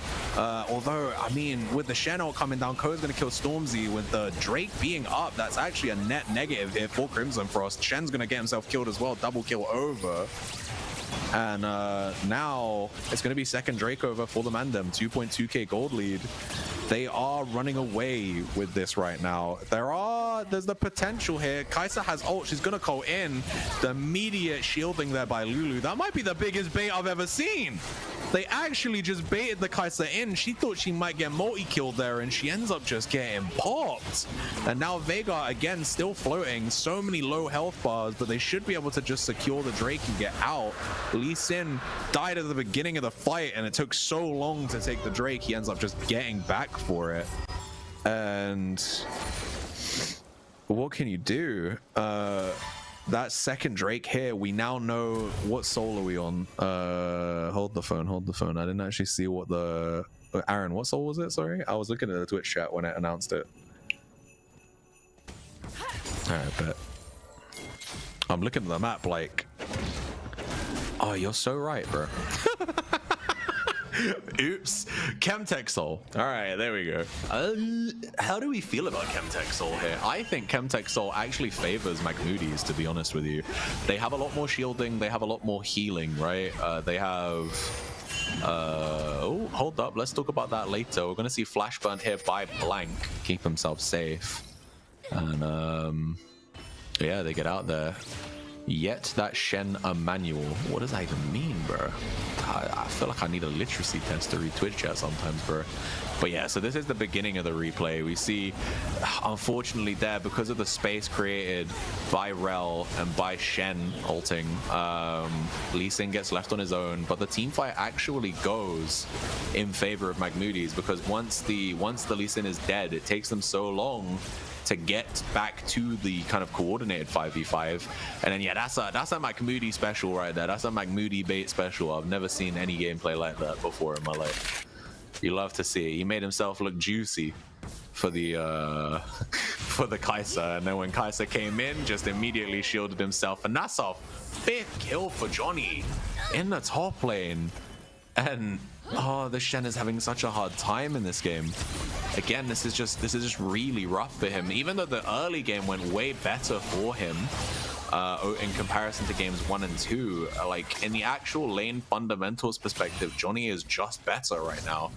And so yeah, we're really struggling here for Shen to get into the game right now. He's 1.8k gold down. We've got to say consolation prize at least is that he's keeping up in CS. He's only got 20 CS down, so that's not too big of a deficit, but you know, it's still rough right now, and he's going for the Titanic Hydra, but he doesn't even have the Tiamat yet. He's built all the other parts, but no Tiamat. So, you know, his ability to clear the waves is going to be a little bit mitigated while he waits to finish off that Titanic, and might lose his turret before he actually gets Titanic Hydra at this point. I'm not gonna lie. But yeah, we'll see what happens here. 3k gold lead, 4 Magmooties right now. 2 Drakes to none, 2 Grubs to 1, 6 Plates to 1 as well. They are pretty handy right now, and gonna have to see how things change. I want to shout out as well, Johnny has 100% kill participation right now. He is having a very good game considering how bad that first lane, the first kind of few minutes of the laning phase went for him. So, especially with his top lane quest finished now, he has the TP, or at least the empowered TP. So whenever he does choose to join the next big fight, whenever that may be, he's going to get a chunky shield alongside it. And it might be coming up now, because we see they do a 3-man dive here on the bot lane. They're going to be able to kill the Lulu. There is an ignite on Jinx, but Jinx is going to get excited here, and I think she's going to get at least 2 kills. Probably going to be able to get the 3rd one as well. We're going to see Veigar is here. Veigar's going to drop the cage, and that's going to keep Kai'Sa safe. But they're going to lose plates here on the mid lane as a result, because with Veigar being missing, Ko is all too happy to collect himself some plating in the mid lane. I don't even think the roam really gained much there, but now we're going to see they're going to drop this, drop Shelly immediately in the mid lane. It shouldn't kill the turret here, but they should be able to finish it off with the addition there. And then now we're going to see second charge. I think they're going to just run it straight into the tier 2 here, and then try and run away. They shouldn't get caught here with the cage already being down. Good little damage. Good little trade there for them. 5.5k now in the lead. Rel is fishing here, but she's gonna eat was the orb dissonance there, so it's the ball, the QW for the Orianna. And yeah, I'm actually really happy to see the adaptation here from Ko, not going Rod of Ages Orianna and going Archangel's Orianna instead. Also getting the tier 3 boots with the lucidity boots as well. Whenever she whenever she shields or damages someone, she'll get some extra movement speed. So definitely a good purchase there, alongside all the reduction it gives as well. You know, she is not the primary carry of this lineup right now. They are really looking to Jinx for that. Look in here though, Lee Sin with the Sonic Wave is able to scare off 4 members of Crimson Frost off of this Drake, and with the entire team beside them, I think they have the intro here onto the Drake. They're going to be able to pick it up. Shockwave is going to land on 2 on the other side. Meanwhile, we see Rel just throw herself in, but the team are nowhere near. Look how low the health bars are when Rel threw herself in, and now with the Dragon Kick, Johnny's going to get him 7th kill of the game even. Sorry, 6, 7, my bad. Oh fuck, look what I just said, guys. I'm gonna kill myself. I am not happy with myself after that display, but we are now seeing the game kind of spiraling. Every team fight here has been rough for Crimson Frost. They are really struggling to find their footing. Shen is 2k down. Veigar is 1.5k down. After they finish this turret off, Jinx should probably have about 1k gold. So now they're gonna, I don't know, Orianna's on her own here. She's gonna have to burn the flash. Just still kind of a rough one. 2-man Shockwave though is gonna come in. We see the Poppy is gonna try and equal the numbers, but I think this is still overwhelmingly a Crimson Frost favored play here. They might be able to kill Jax here, but I don't think you get much else. Poppy's gonna go down, and this is 2 big shutdowns here. So I really don't know what they were fishing for. They were trying to get something in the top side quadrant, but with no major objectives up, they just gave away 2 big shutdowns over.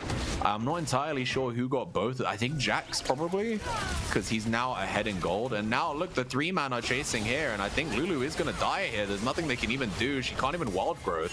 They're gonna try and chase here, but that's 3 kills for nothing. That's over 1,000 gold handed over, just literally PayPal'd to Crimson Frost for no major objective, nothing worth contesting over. And yeah, that's so bad here for McMoody's. They are still ahead, but considering how much further ahead they were literally a minute ago, that might be the little seed of doubt. We said it at the start of the game, you know, at the beginning of game 3. McMoody's in game 3 series, they don't win those most of the time. Like I'm not 100% sure what their record is all time, but I can tell you in this tournament it's 0%. They've only done one and they lost it, but that's, you know, I know that in previous tournaments that they have had hard times in the BO3s, the Go 3 games. And yeah, there we go. Yeah, there's a lot of Jack's gold because of these bad plays, right? You know, see, Orianna has to burn the flash immediately. She gets the 2-man shockwave, and they take that as the reason to go in when they really should have been just getting out. And then now Orianna dies. Lee Sin is obviously able to get out, but look where Poppy is. You know, they called the play to fight, and then they were always at a man disadvantage, and now here is just a little over eager on the positioning.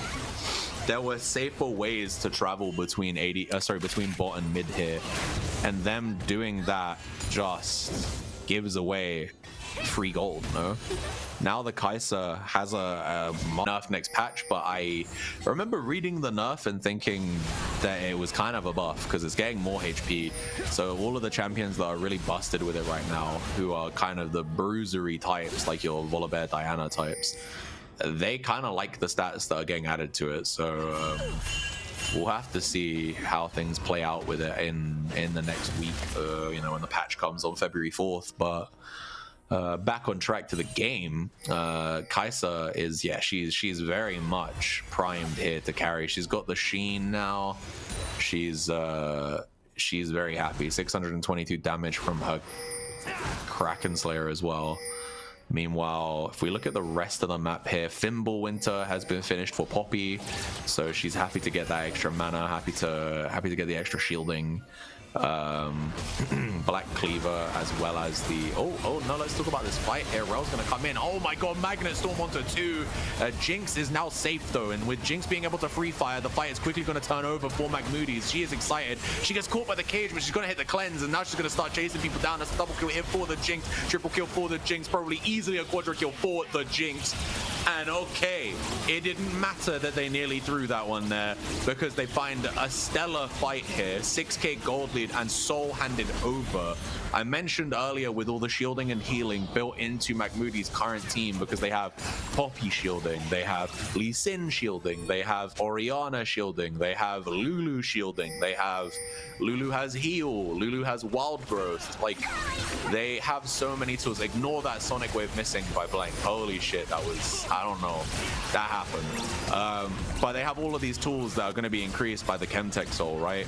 And so I think they're very happy to take that, especially uncontested. 4 quick kills that rebuilds the Jinx gold lead just to a massive extent.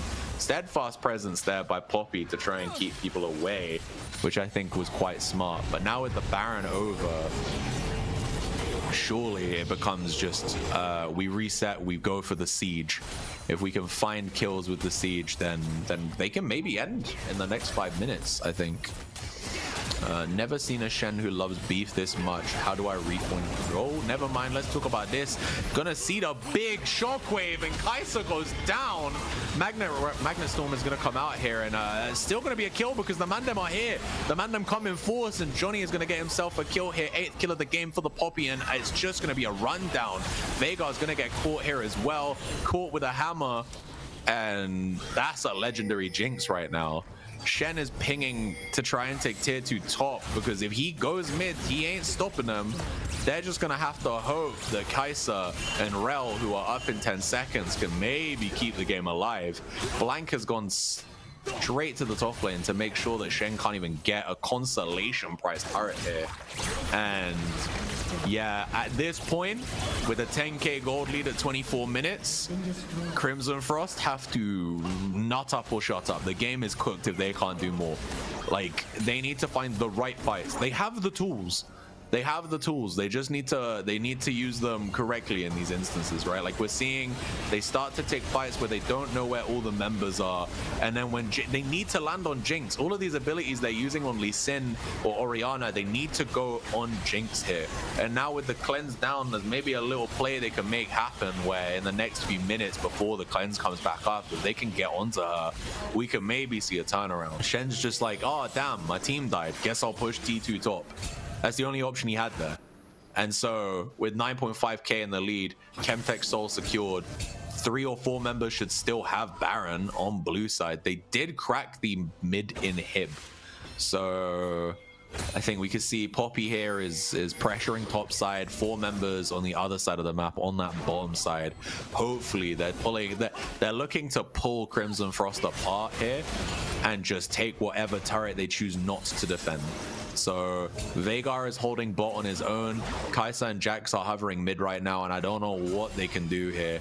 They have 2 members up here to try and deal with Johnny, but I don't think Rel and Shen can do much to this guy right now. He's 2.4k in the lead. He's okay. We see the shockwave come in immediately under turret. Toki's gonna go legendary. We're gonna see the Crypto Bloom explode here and heal the Lee Sin a little bit. Again, buffed by that Chemtech Soul as well, which I kind of like. Magnet Storm is gonna mean that they are going to get the shutdown here onto Johnny, but it's not going to mean much because that is an easy kill here onto Veigar, and you will trade Lee Sin for Veigar any day of the week. They have a wave here in mid. There's only 2 people alive to stop them, and one of them is 0-6 right now. It is an 0-6 Shen and a Rel. I don't think they stop this right now. He does get in on the backline and does tons of damage, but it's not enough, and Rel's going to go down, and with this, Magmudi's Mandem are going to secure second place in their group. They are going to playoffs. Congratulations, Magmudi's Mandem, with the sub in the roster as well. You take it. It was a hard-fought battle, but you do go to playoffs in the MiniLCS Winter Open 2026. GG. Unlucky to all the people who voted against them because your coins are kaput now. GG. Close series overall, though, I have to say. I think the only thing, and honestly, if I had to give MVP to someone, I think it does kind of go to Johnny, because he made top lane a formality in that series. And even in the 3rd game where they focused top and tried to get Desa ahead, it just didn't manifest. You know, in their series against Grom Support Group a few days ago, Johnny had a really bad series against Salsin. Salsin really made his life hard. But up here against Desa and Crimson Frost, he popped off. And, you know, Toki on the Jinx as well. Big shout out to him for the hard carry here. We could see he nearly tripled the damage here of the Kai'Sa. And I think Crimson Frost just never really got to get off the starting line outside of the top lane. So it's, yeah, very, very clean gameplay here in that 3rd game for Magmudi's. Did he? Holy shit. Hey, Eunice voted for the Mandem and he won 5.4k coins. God damn. Watch him redeem. I saw fucking Adam and Garon redeem the Mount Fitchett thing. I can't hear the redeems on my end, but you know, don't worry about that. I know that they happen because they show up in the chat. Fuck you, man, anyway. But yeah, all right, sweet. GG, guys. Well done to Magmudi's Mandem, and congratulations for qualifying for playoffs. You will be finding yourselves up against the losers of Cutter's Piggies and Dangerous Game next week. So, sorry, tomorrow even. So stay tuned for the MiniLCS broadcast tomorrow. I think we should be able to do that one live if I look at the schedule. Hold up, let me get the schedule up. So this might not be a conversation that we should have on broadcast now that I think about it, because I don't want to write a check that our ass can't cash. But we got 4:15 p.m. Dillamond Esports versus Fruit Maxers, which I believe will be done live. And then from 8 p.m. there is Cutter's Piggies and Dangerous Game. So there's kind of a big gap between the 2 games, especially if they end up being 2-0s. But honestly, will be a really hype day of games on Saturday because they're two deciders. They will decide the first and second seeds for Group B and C respectively. They will lock in a lot of playoffs. So for the McMoody's guys, they're going to want to watch that second series because it's going to tell them who they're facing in playoffs. For Aberdeen Clearing, if they're in the chat right now listening, they're going to want to watch the first series because the winner of that series will be who they face in the round of 8. So there's a lot of things to keep your eye on for, guys. There's a lot of action coming in the next few days, a lot of decisive series coming up over the next week as we round out the group stages and find our way towards what will be playoffs, you know. Another thing to maybe keep your eye on is after the tiebreaker week, there will still be 1 week of games where Group A will be continuing because it is a 6-team group. So their stuff is going to take 5 weeks as opposed to the 3 weeks that it's taken for all the 4-team groups. In that week, we intend to hopefully do some for fun series. Like we might do some what if scenarios, like weakest team in Group X versus weakest team in Group Y. So all the teams that didn't make playoffs get something to do for fun if they want to play. You know, they want to participate. Just have a for fun kind of show match series. But yeah, that's the plan. Aaron, anything else, or are we good to cut? Because my stomach is rumbling, bro. I have not had dinner. I've been trying to eat my Popeyes this whole fucking time, and it is. That just makes me think of Little Nicky. Like that Popeyes is always stuck in my brain of Little Nicky because I feel like that film was advertising for it. It was hold up. Will that also be possible for groups not going through in Group A?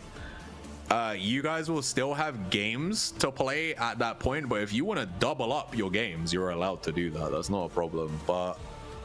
It would just mean you have double the amount of series to play, and one of them is an official that you have to play. So if you would have to prioritize that game, even if it meant even if you still don't think you're making it out.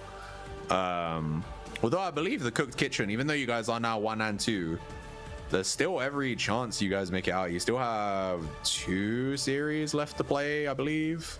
So there's still opportunities. There's still opportunities. Yeah, you're right. It's slim. But there's opportunities. But anyway, yeah, as we were saying, I think we're good to go. I think it's time to wrap up, boys. Thank you everybody for watching. Thank you for Good Chi, I believe, who raided us, I think, after their series ended, I believe. I'm not sure. Either way, thank you all the players, all the people who came up to spectate. All the people who spent their Stimo coins, whether you won or lost, you know, that's Gamba for you. What can you do? And yeah, we'll see you all tomorrow for Dillamond Esports versus Fruit Maxers, followed by potentially Cudders, Piggies, and Dangerous Game. So two series gonna decide the seeding of their 2 groups, all in one day. It's gonna be action-packed. See you all tomorrow. We'll be right back.